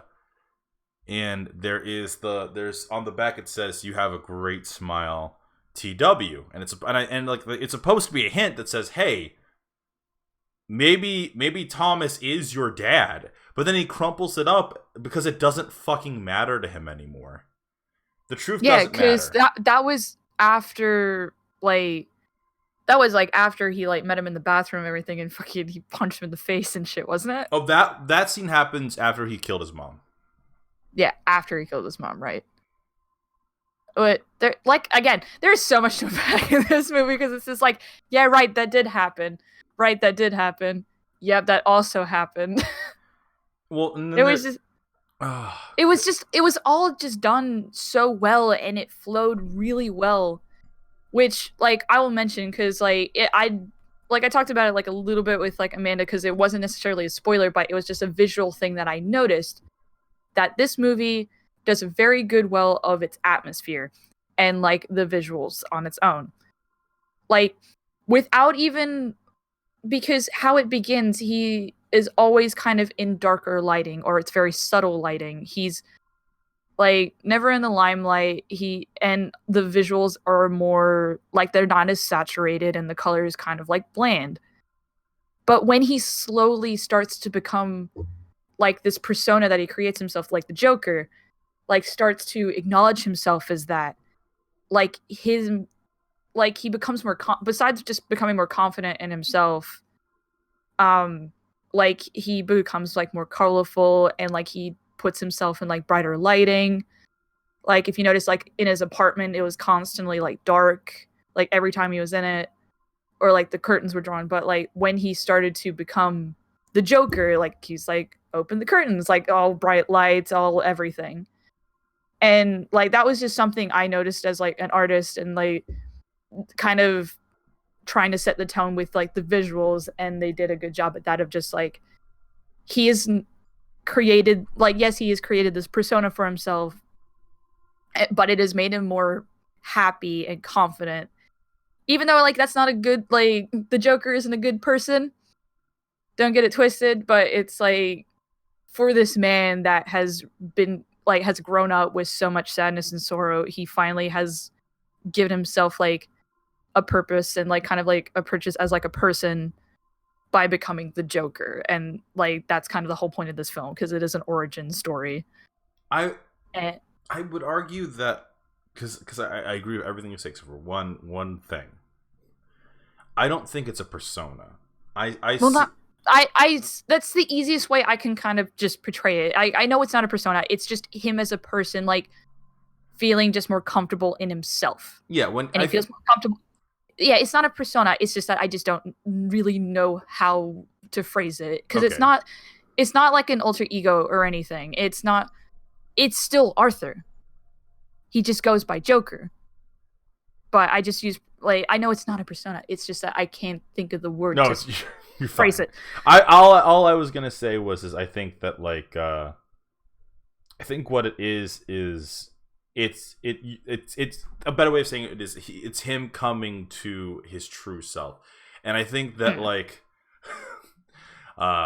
the thing that I love about it, because we kind of stepped outside of the order of things, but one of the scenes that really defines Arthur in that is, he gets a gun from one of his coworkers, as like a nice, is it kind of a nice gesture, which is weird because he then throws him under the bus so that he doesn't get in trouble. But like he's on the subway car. It's the subway car scene, and he's starting to laugh because he can't control his laughter when these three guys flick French fries at this woman and are these Wall Street bros who are like, I can't remember if they're Wall Street bros or if they're like college students, but they're assholes. They're in suits, they're assholes. No, I think they were like young Wall Street guys. They're like possible like, they're trying to they're harassing this woman, and I was worried that like, are we gonna like, is this gonna get really bad? And I'm like, oh fuck. Yeah, I was very concerned as well. I'm just like, oh, like, because that's, again, this movie is just like, fuck what you think's gonna happen. It's not gonna happen because it's just what this movie did. Well, I was concerned of that too. It was just like, shit. It like, are they gonna do that? And then like he starts laughing, and then she's able to like get out of the scene. And I'm like shit. Now it's gonna be focused on him, and they're just gonna be like, well, what's so fucking funny? Which what happens? They sing "Send in the Clowns," which is which, by the way, that scene was more horror-like than I think they intended. Like, don't get me wrong, it was still a good scene, but it's just like, it was just so like creepy and twisted, and for it, like, it's just these three fucking Wall Street guys just being a dick. But then like the part that gets me, right, is they start beating him up, and the lights, because it's a shitty subway car that clearly hasn't been repaired, lights start flickering on and off, and then you've seen him already get beaten up, and you're just expecting him to kind of just sit there and get beaten up and shit, and you're feeling bad for him, and then in the dark you hear a gunshot. And then you see a flash of this dude's gut spread across like a fucking like subway door. Yeah, it like, okay, so it's very rare that I actually kind of react in a cinema because I am a person that still suffers with like social anxiety, so I tend to not make noise at all when I go to a cinema, no matter how little people there are.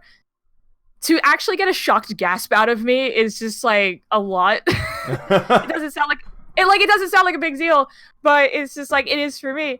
And like, I had this like just fucking like oh shit, because besides like him just not kind of just sitting there and taking it like he did before, like like I did mention there was like a fair amount of blood. Like it probably would have been like a normal amount for a situation like that, but it just caught me so off guard. Because because of the lighting and everything in that scene. It's like one scene, like one moment, the guy's perfectly fine, like beating up Arthur, and then he gets like pushed back against like the subway cart freaking wall, and then like slides down like the next, and it's like, oh. and then he shoots, I think he shot one of them in the head or something like that. Like it is a visceral like scene of like, oh my god. And the best part about it is the fact that up until this point everything had been pretty gritty and like realistic, and it still is, don't get me wrong, but it's how it's almost like eating nothing but like rice and then eating the spiciest like pepper you can find. Yeah, it's kind of just like, you're like it's okay, and like it's doing the job, and it's kind of like, you know, basic flavoring. And then you had that scene. It's just like, okay, hello. He fucking chases that guy down. No, okay. So that's the thing. Okay, so I'm a creepy person, and I look into like serial killers and stuff because they're fascinating.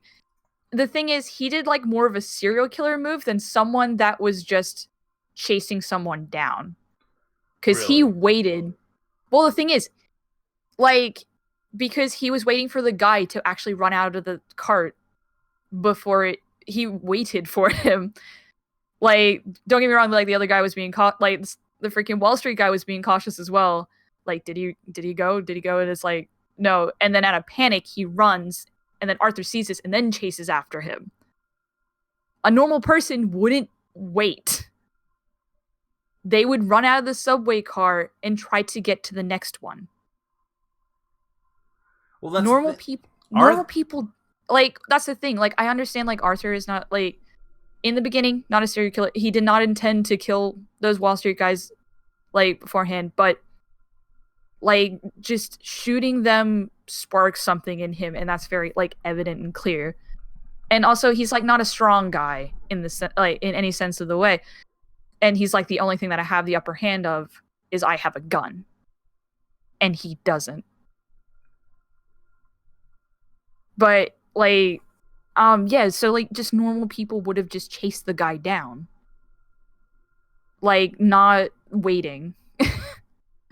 And, like, I know it's a very stupid detail to kind of bring up, but it was, like, a thing that kind of stuck with me a little bit, because it's, like, I don't know if that was, like, intentional, or, like, he was just Arthur being cautious, or I'm just, like, looking far too into it, but it is a thing that, like, serial killers do have a tendency to do. Normal people don't necessarily do that. They just either, like, run away.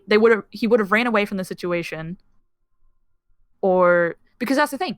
It's just, like, he was wearing his clown makeup.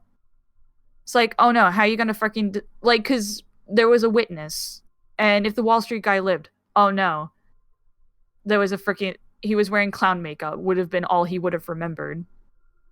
So, you know, it, like, don't get me wrong, they still found out it was Arthur that killed them, but it's just like, he didn't really have anything to lose necessarily if he let that Wall Street guy live. I would also argue that, like, I think it's not in that moment, Arthur isn't chasing him down because he's chasing him down because at first I thought it was like, oh, it's, you know, he doesn't want any loose ends, but I think it's more like, at this point, it's just to get his revenge, because these guys are fucking pricks. And then, like, Tom go ahead. Oh, sorry. It definitely, like, changed from, like, self-defense to I have the upper hand for once very quickly.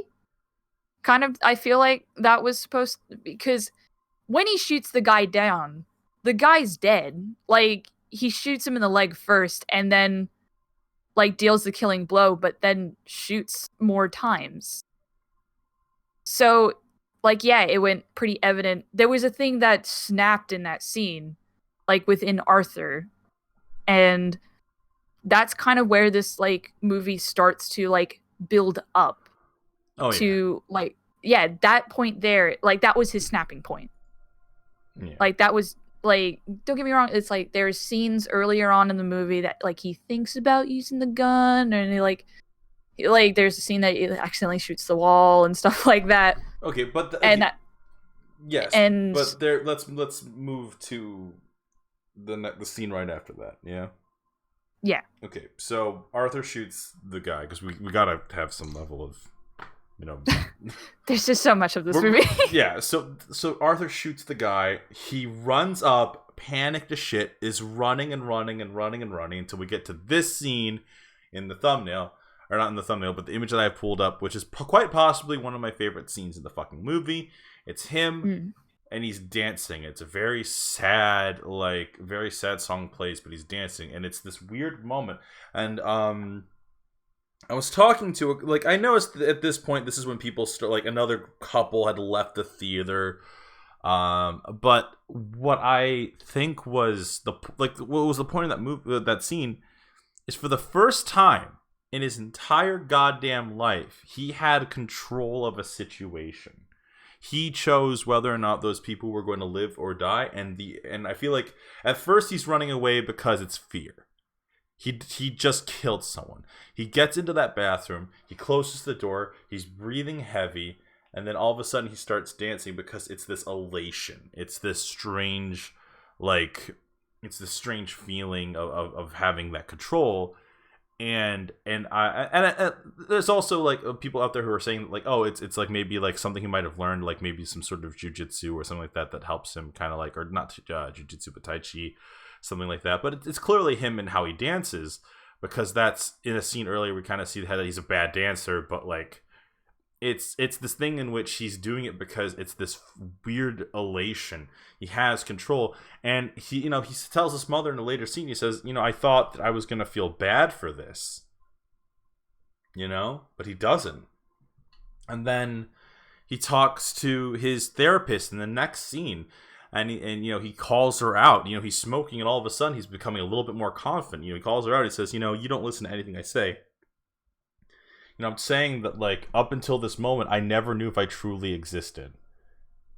And, like, I don't know. It really just, Yeah, like, he felt this spark that he never felt before of actually, like, being alive, because, like, there's a lot of people that reach that point, and, like, mine wasn't killing someone. Mine was, like, finding this channel. Is cheesy as that will sound, it's like I didn't feel like I was a person for a very long time. It's a thing that kind of just happens, like you have no real control over it.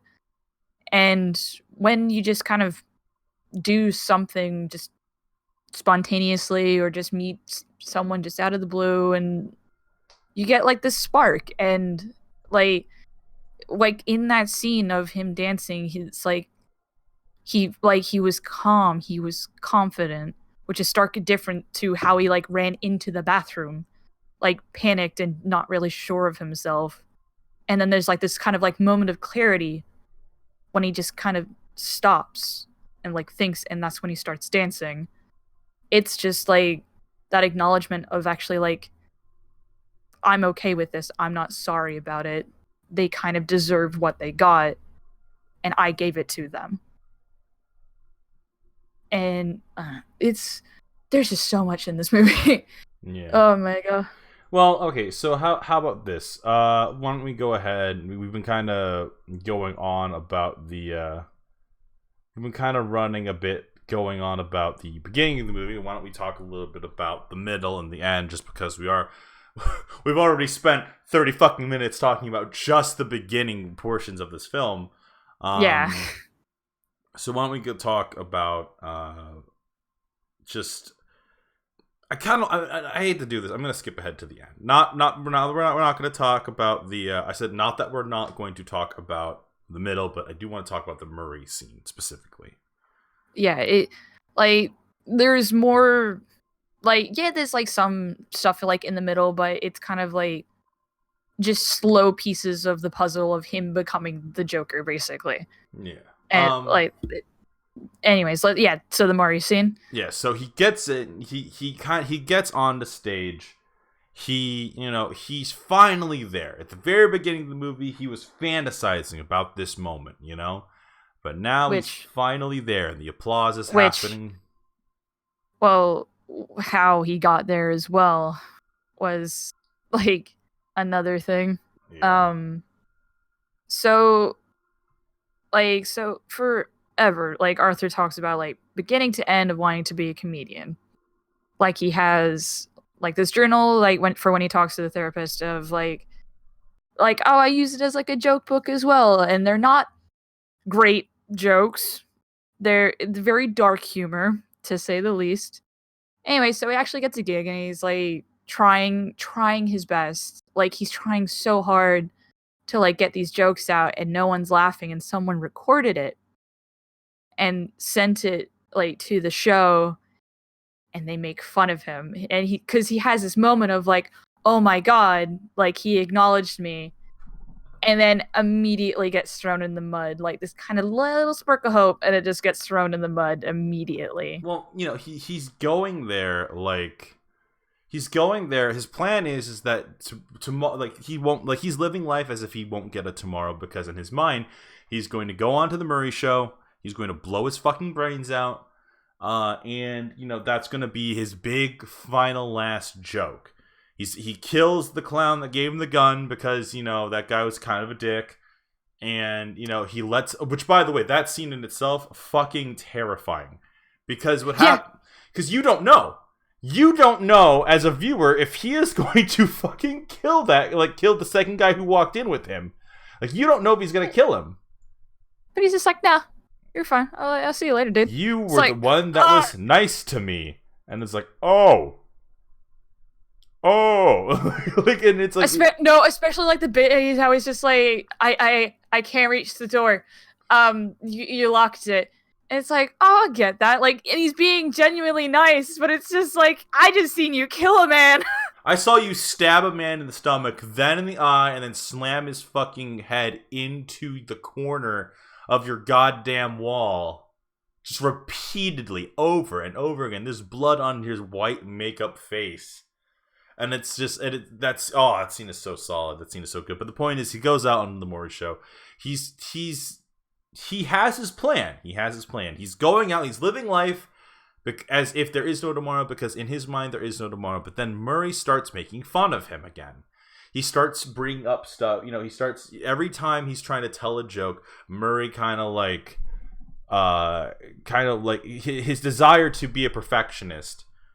Not perfectionist, but his desire to make sure that the joke is, solid, kind of comes out as, he's like pulls out his book, he makes sure it's right, and Murray starts making fun of him, and then they start having their talk, and then Arthur just kind of confesses. He's like, you know what, fuck it, why not? I was the one who did it. I killed the 3 people, and then he starts talking, and they start going back and forth. To which one of the weirdest jokes, but one of the lines that I think a little on the nose, but I think really perfect, is, I have the quote actually pulled up, is he says, "How about another joke, Murray?" "No, I think we've had enough of your jokes. What do you get when you cross, I don't think so, I think we're done here, thank you, a mentally ill loner of a society that abandons him and treats him like trash? I'll tell you what you get. You get what you fucking deserve." He shoots fucking Murray in the goddamn head. And the entire audience freaks out. He shoots him again, like post-mortem, as everyone's running away. He grabs the camera and starts talking. And like in that moment, it's like, that's it. You're the Joker. You've become this character. Yeah, like what he says in the camera is like, because the ending line of the Murray show is "That's life," and that's what he says into the camera after that entire scene unfolds. And it's just, like, that scene is just so, there's so much, because, like, Maury just constantly, like, interrupting him, and, like, because it's his show, so he's like, I gotta have the punchline kind of deal. Yeah. And, you know what? It's like, Arthur was sick of it, and he freaking made that really fucking evident. Oh man, no, but like that whole scene is just so fucking tense. If you don't know what's gonna happen, that scene is so goddamn just tense. Anyways, unfortunately for us, it is an hour 38. We are way over our line. We didn't even get a chance to talk about the fucking middle of the movie. You know what this ended up becoming? This was our fucking Ready Player One talk that lasted 2 hours. But yeah, that's exactly what it is. When it's just like, there's so many things to focus on, I don't know what to focus on. And unlike our Ready Player One movie that didn't give us a lot of substance, we made the substance for ourselves in that movie. God damn it! But like that's okay. For one, I think it's very funny that Warner Brothers produced both of those movies. But okay, so that's the thing though, like, so at the end of the day. Let's just get it out there. At the end of the day, we've ranted and rambled and talking about scene for scene breakdowns and stuff like that. But here's the deal. End of the day, do you think that the controversy around this film was legit? No. like I expressed this because like people, when I said I was going to see it, they're like, oh, there's a lot of mixed reviews at the moment. I'm like, yeah. And they asked like what I thought of it. So I was honest, and I'm like, I'm not a very smart person. It's like I'm smart in certain ways, but I am not a person that can analyze movies. I'm not that type of person. I enjoy media for however it stands. It's kind of like I like it, I like it. I don't like it, I don't like it. Yeah, there's usually reasons towards it, but I'm not a critic. Like I'm not professionally trained. I'm just a person that enjoys watching movies. And I sometimes I struggle with like getting kind of the idea and the tone or like the themes that like movies are trying to present. And the thing that people were like afraid of with this movie, like the themes that it had, and like the thing that people were afraid of, and it's like, yes, I understand the themes of this movie, yes, I understand its tone, I just don't understand why people were afraid of it. Like yes, there is the fear of like this connecting a bit too well with someone, and we have the next Joker, we have like a copycat, but no, that like I mentioned before, it's like they did a very good job of, yes, they wanted to get their ideas across, they wanted to get their themes across without any obstruction of that fear. And they did an amazing job. There's nothing to fear with this movie. And like, because the problem is there's going to be the one person that's not necessarily my fear, that's just my concern. There's just going to be like that one person that says, oh, the reason I did what I did was because of the movie The Joker. Because I connected with it. And, like, there's just going to be that one person. And this amazing movie is going to get thrown in the mud. And people are never going to watch it again. Because of this. Like, this is an amazing movie. They did it a really good job. And, like, not a lot of movies can kind of, like, stun me like this movie has. Like, I haven't felt like this about a movie in quite some time. And like there's nothing to be afraid of with this movie. It's like people left the cinema, like for both of us, and for how small my town is, that's very surprising to me. Like I've never had that before, like ever. And for such a small group it was, I thought, like I expected people to understand this movie. And like I even like as I walked out, I heard a few people of like, oh, I didn't like this movie, or like this movie definitely wasn't for me, but at least I watched it, kind of deal. And that was like the main consensus, like with a lot of people by the seams of it. At least you got that. One of the things I heard was fucking like, for all the talk of violence, it wasn't that violent at all. Because that's not the premise of the movie. It's. I know that I shouldn't bring freaking Gundam into this, but it's just like, it's saying that Gundam is just a mecha anime. It's not! It's like, there is so much more substance to things than just what it presents. Yes, is this movie supposed to focus a bit on violence? Yeah, it is. It's not its main focal point, though. God, could you imagine if Gundam was just a mech anime and it's any time they just go into the fucking mobile suits? And we just don't get any of those sweet Amuro scenes. I'm the best. Oh no! Sayla can't pilot it like I can. I'm the best. He's in a jail cell when he's fucking saying that. I know. Oh, that scene is beautiful. But the point is that in the worst way. I would say that I think you're right. I think you're absolutely right. I think the controversy, I feel like it doesn't necessarily reflect the movie itself. I feel like if you know what you're getting when you're going into a Joker movie, and this movie fucking it was better than I could have ever anticipated. I love Joaquin Phoenix's performances in general. I think that he's a great actor, and he fucking knocked it out the park. I still don't understand what that fucking person meant when he's like, "Oh, well, it's such a juvenile performance." It's so like, are you? like I just feel like people will try to find like anything that they can. And I think the biggest issue. I don't think. Sorry to interrupt, but I just don't think people have genuine reviews about anything anymore. They just make these reviews so people like will want to go see the movie to prove them wrong. Like that's the thing. I don't know if it's just a whole like selling point for them, and it's just like, oh, it wasn't that good of a performance, but it does deter people from watching a movie as much as it can draw people in to the sense of just like, no, that can't be the case. Well, okay, so that's the thing. I don't understand. Like, okay, so I think the biggest detriment to this goddamn film was the fact that it premiered at a goddamn film festival. And I don't...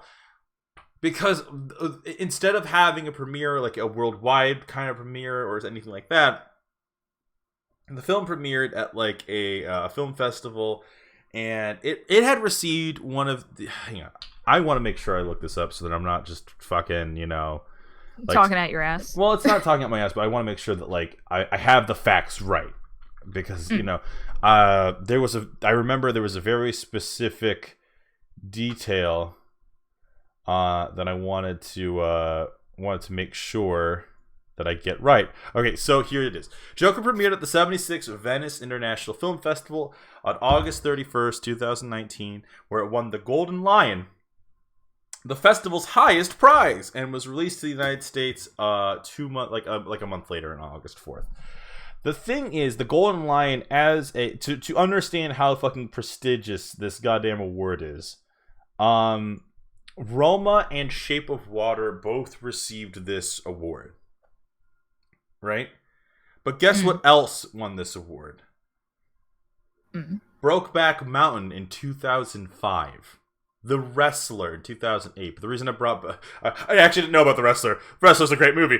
But Brokeback Mountain, like like the fact that Joaquin Phoenix has 2 movies now under his belt that have won this award, an award that is considered a huge honor. And more importantly, and a very sad one, is the fact that both Ledger and Joaquin Phoenix were both in that movie. They were the fucking like leads. And even sadder, the fact that Joaquin is essentially playing one of Ledger's most known roles. God, it's so sad now that I think about it. Yeah, it's real sad. And and he won this award.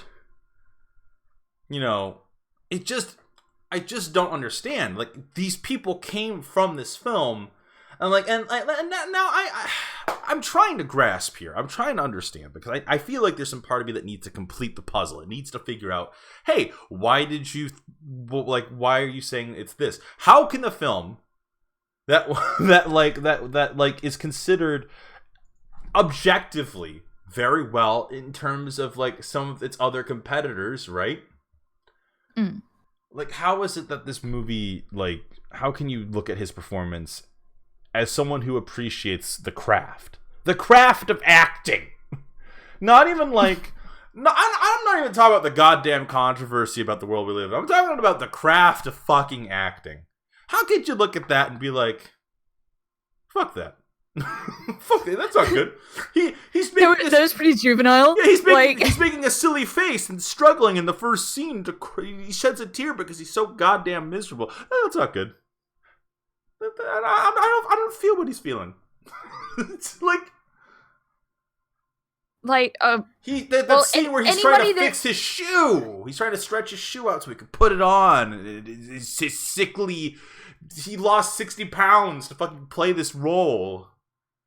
Yeah, it's like he deliberately like starved himself and shit so he'd lose weight, so he would like to just portray so much more of just being malnourished because he can't afford it.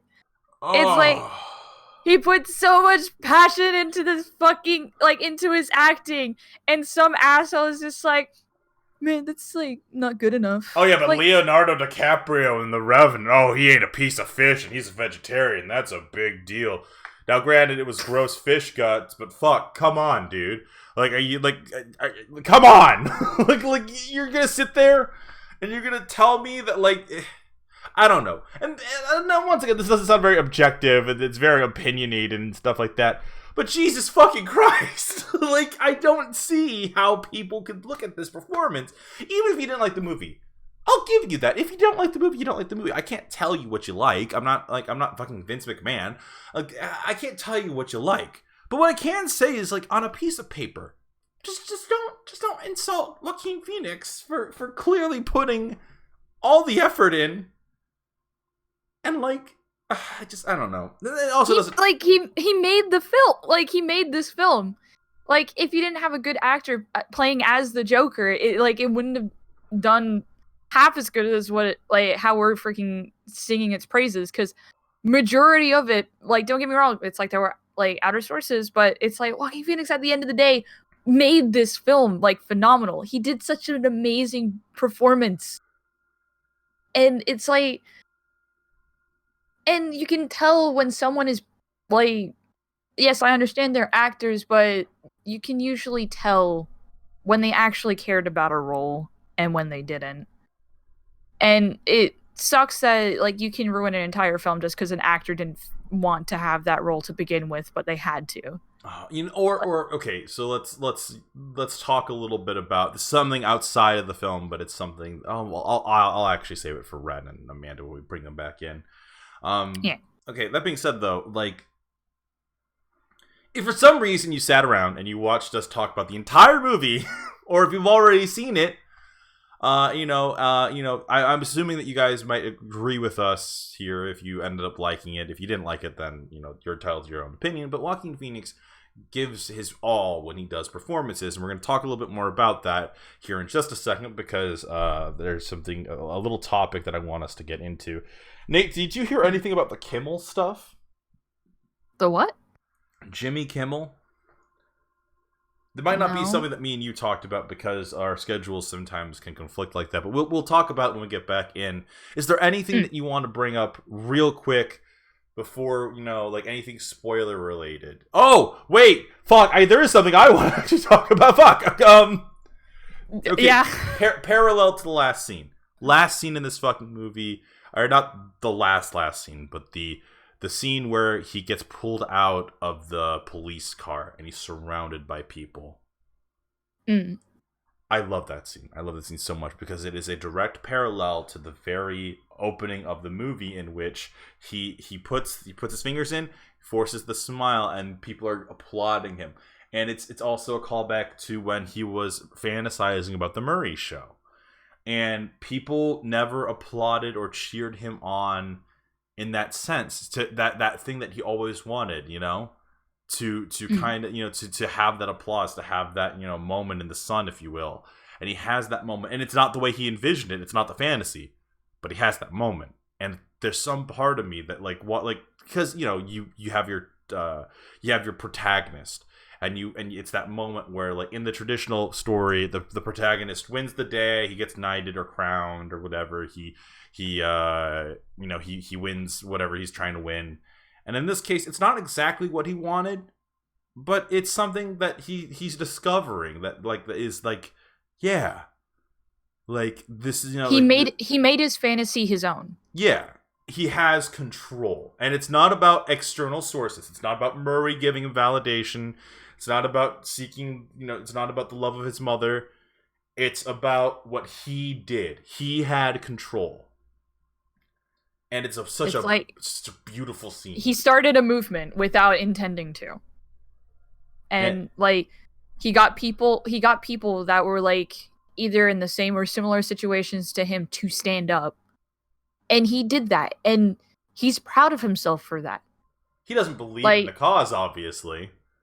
Yeah, he doesn't believe that he was the person that caused it, but it was, like, evident that he affected, like, his surroundings to a degree. He's real, and no one can deny it anymore.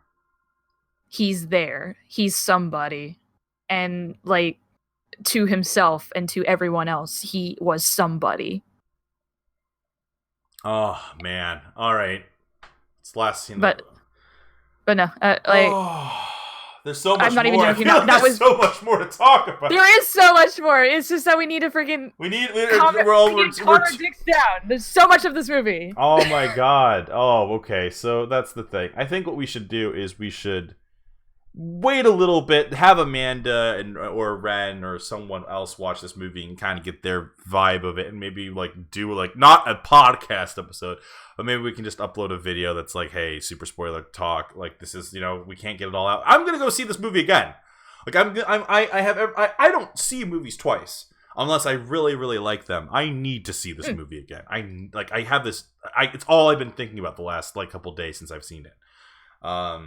But that being said, let's go ahead and get Amanda and Ren back in, and then we'll talk about the Kimmel thing. I'm gonna make sure that I don't forget that. We need to talk about the Kimmel thing. All right. Kimmel thing. All right. 3, 2, 1, and. All right, okay, guys. We're back. Hello. Nate's coming. There he is. Yay, welcome back. Hey, we checked in partway through where Amanda enough to Yeah. I checked in partway through to make sure. Yeah. And you're like, okay, now we're done with the first act. Let's move on to the middle. And I went, are you fucking real? Are you fucking serious right now? There is so much. Nate and I didn't even finish it. This movie. Nate and I didn't even finish it. Okay, like literally, like Oh my god. I saw the time. We are 2 hours into our podcast, and Nate and I we're jumping around because we're like, fuck. We spent 30 minutes just talking about the first ironically the first 30 minutes of the movie. And like we still have the middle and the end to go over. We talked about the end, we talked about the ending stuff, but like at the end of the day, we decided that like, okay, look, there's too much to talk about. Let's wait until Amanda and Ren have seen the film, and we'll just record a big chunky boy and then throw it up later. Why is that what we refer to like episodes that are over an hour long? Yeah. This is chunky They're the boys. chunky boys. They're the chunky Oh boys. my god, I legit turned it back on. I turned the sound on just to fucking check. And then I just hear Mitch go, well, we've spent a long time talking about this. And I was like, oh, okay. Okay, awesome.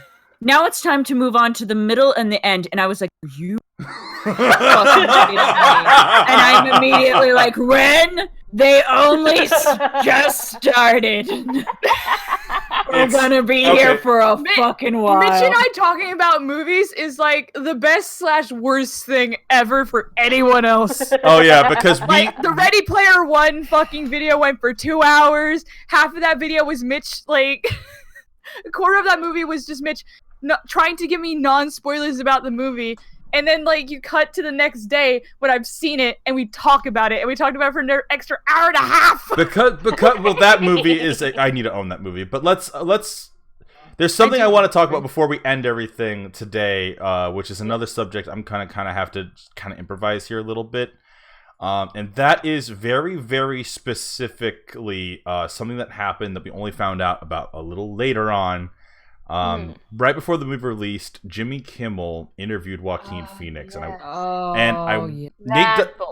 Nate doesn't know, which is why we're talking about it.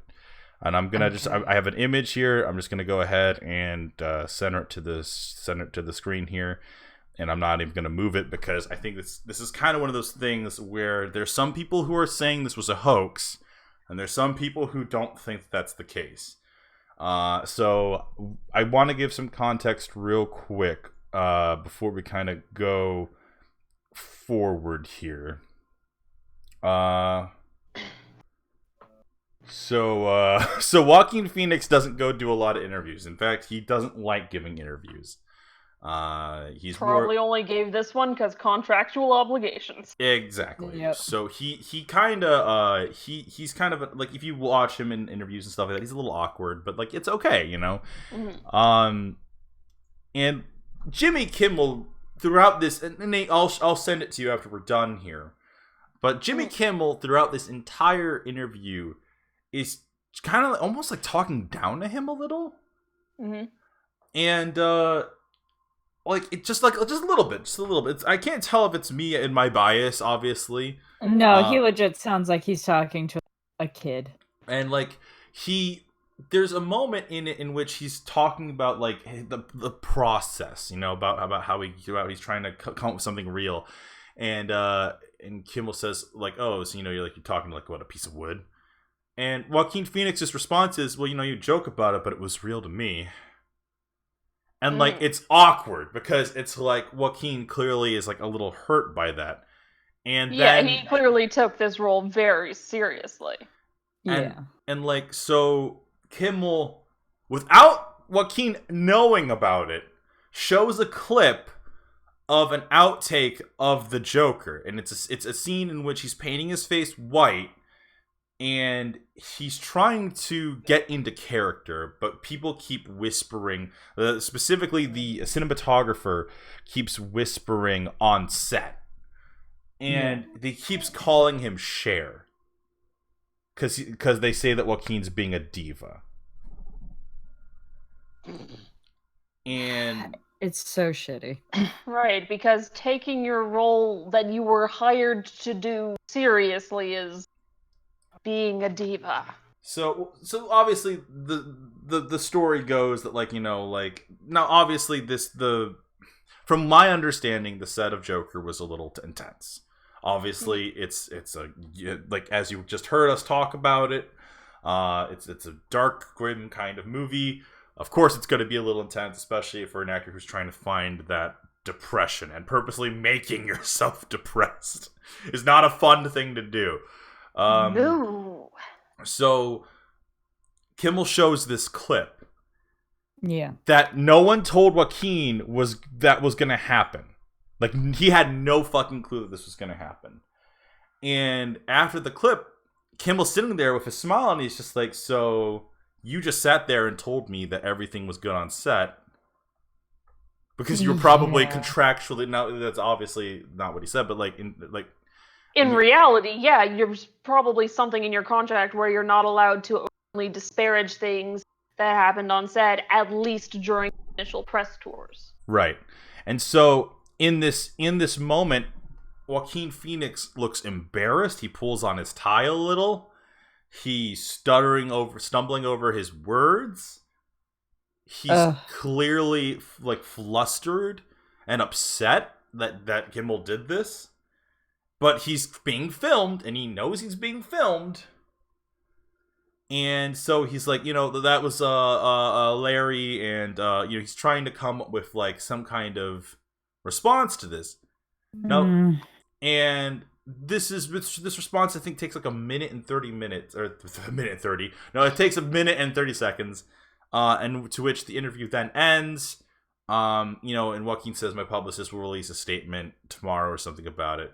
The publicist says this was a joke, that this was planned. But this doesn't seem like a joke. Planned. It doesn't, and now granted, this could either be Joaquin Phoenix is, as we just, tugged his dick the entire time talking about how amazing of an actor he is.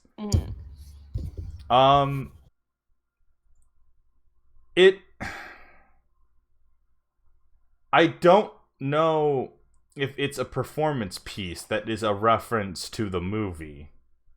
Yeah, some people were saying it's like a publicity stunt based off of the movie. Honestly, I don't fucking think so. I didn't get that impression because it feels like if it was the case, they would have laughed about it at the end, not ended awkwardly. Yeah. Honestly. Because I've seen bits on that show where they do riff on or the things that people are being interviewed for. But you can tell when it's over. If this was a joke, the punchline never came. At least that's my perspective on it. Oh, I'm so sorry. After I got an article. After the episode aired, Phoenix's publicist deemed the moment a joke outtake, which means the actor's awkward response to it all was planned. However, this wouldn't be the first time the actor tried to pull a fast one on the late night host. To promote this mockumentary, I'm Still Here, he took David Letterman's show for an odd interview, returned a year later to apologize, admit that that his demure was part of the character he played in the film. So the publicist is trying to say, hey, this was a joke outtake. This is an awkward response that was planned.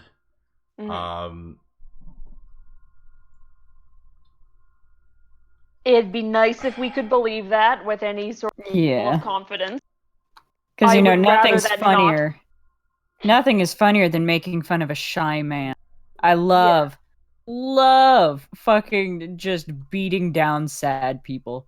It makes me a person so who's already happy. been avoiding these specific interactions, making it unnecessarily unpleasant for them. Well, here's the thing. I've seen the other clip that they're showing, and that's clearly a performance piece. That's clearly like him just being awkward and like it's being weird to be weird. But in this, it's like it doesn't help that Joaquin Phoenix doesn't show up in public often. And so, like, you know, when he does, it's like, oh, you know, this is the actor's actor. You know, this is the guy who does, like, you know, like very interesting pieces and stuff like that. So, like, the publicist might say it's a joke, and a part of me is like, yeah, it probably is. It was probably a joke. But the fact that there is no punchline, there is no, like, bit, it's not funny. It's just awkward. Yeah. If it's a joke, it's very poorly written, and it feels like only one half of the tellers knew they were telling it, which is not great. So I don't that publicist response feels like it feels almost like a response. Yeah, it feels like they're covering their ass because they don't want Kimmel to get in trouble and Joaquin is upset or something.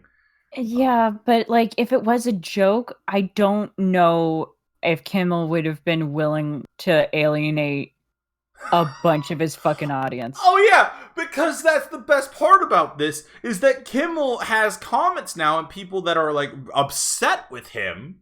That They're like, oh, I thought you were funny, but now you seem kind of like a dick. Yeah, you seem like a dick, man. And I wonder if like Kimmel like it's like, oh yeah, I'll definitely agree to burning a giant A into my goddamn shoulder for you. Yeah, because like that's the thing is that a bunch of people are just like, I don't think I fucking like Jimmy Kimmel anymore. Yeah. What joke is worth alienating your fucking audience for? Yeah, like you can't be a successful comedian if you don't have an audience to tell your jokes to. Yeah, as it fucking turns out. That's not how comedy works. Comedy needs an audience. Otherwise, it's just a person being awkward alone. And that's not really that funny. Yeah, and but legitimately there were some people even in the comments just going, I don't think I'm gonna fucking watch him anymore. You don't willingly lose your audience and alienate them. Yeah, which to me implies that he thought that there would be a different reaction to that. Yeah, he probably went, oh, he'll be cool with this. Ha ha ha. Oh, he's not cool with it. Yeah, because I mean, it wouldn't be the first time a show like that takes an outtake or a blooper or something and then brings it up with their guest. It would not be the first time. It feels to me like he or his writing staff or whoever didn't account for the person that they went out of their way to invite on their show specifically for this interview. Which it's like no one warned him. No one warned him that fucking, hey, there's a good chance. There's a good chance that this dude who actively avoids the media might not take being made fun of on a nationally broadcast television show very great. Well. Yeah. I'll have to show you the clip. Just because it's real rough. Yeah. But anyways, no, guys, just by like the sounds of it, it's just like, yeah, you can like deliberately seem embarrassed as a joke, but like, I don't know how would you even create a joke out of that situation, whether it was staged or not? Like he had like this kind of like outrageous kind of stamper about it. Like what was the expectation? Because acting like uncomfortable and awkward that's not funny. I feel like it was probably meant to be he would take that as a cue to do something Joker-esque. But because he wasn't forewarned about things, he just got awkward. Because he didn't know what to do. Well, he doesn't help that he's like, that was a private moment. Like Yeah, that was a private moment. He got put on the spot because clearly no one told him about like this. So like he's very much put on the spot, as well as like he just mentioned like probably like a little bit beforehand that it's like, oh yeah, everything was pretty all right on set.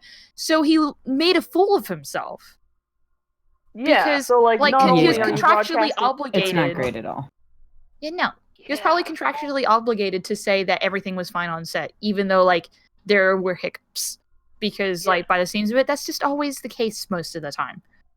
And so it's just like he's embarrassed, he's been made a fool of, like, and like he doesn't know what to say.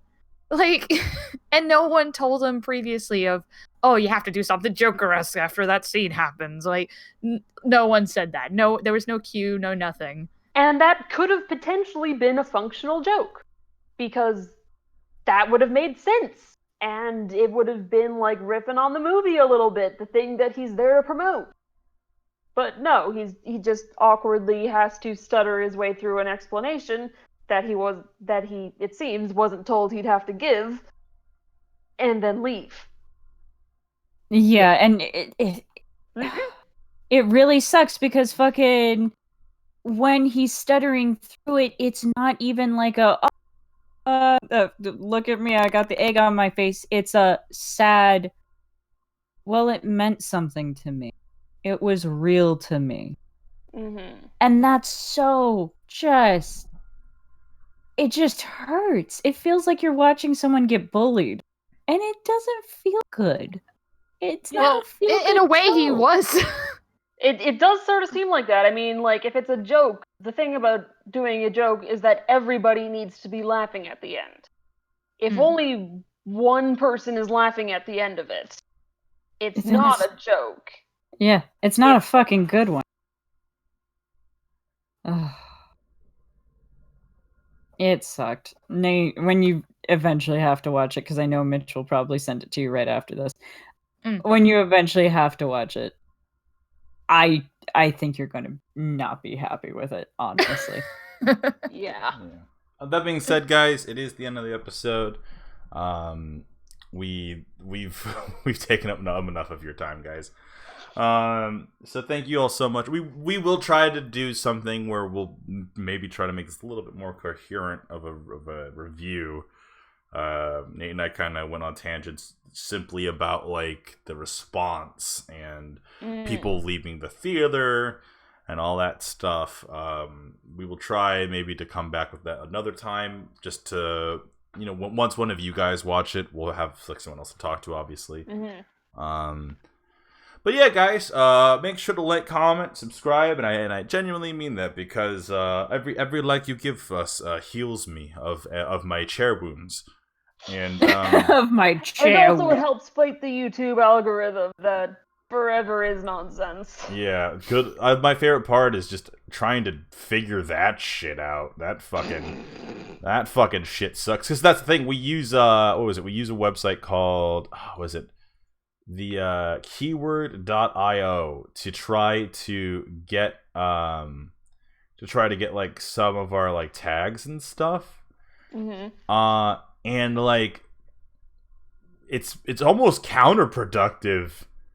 Oh, really? Sad. Yeah, Way, it sucks. Like we try to get that stuff. Oh, by the way, I just wanted to say, the coffee page tells you how many cups of coffee you guys bought me. You guys bought me 38 cups of coffee. With all the things you guys have been supporting us with, and I just wanted to say real quick that thank you very much. I really appreciate it. That also being said, that kind of ends the episode out today. So thank you all so much for watching. I really appreciate it. And we will come back next week with some more fun stuff. Hopefully you guys will be enjoying more Halloween videos from us. And we'll catch you all laters. Later. Later.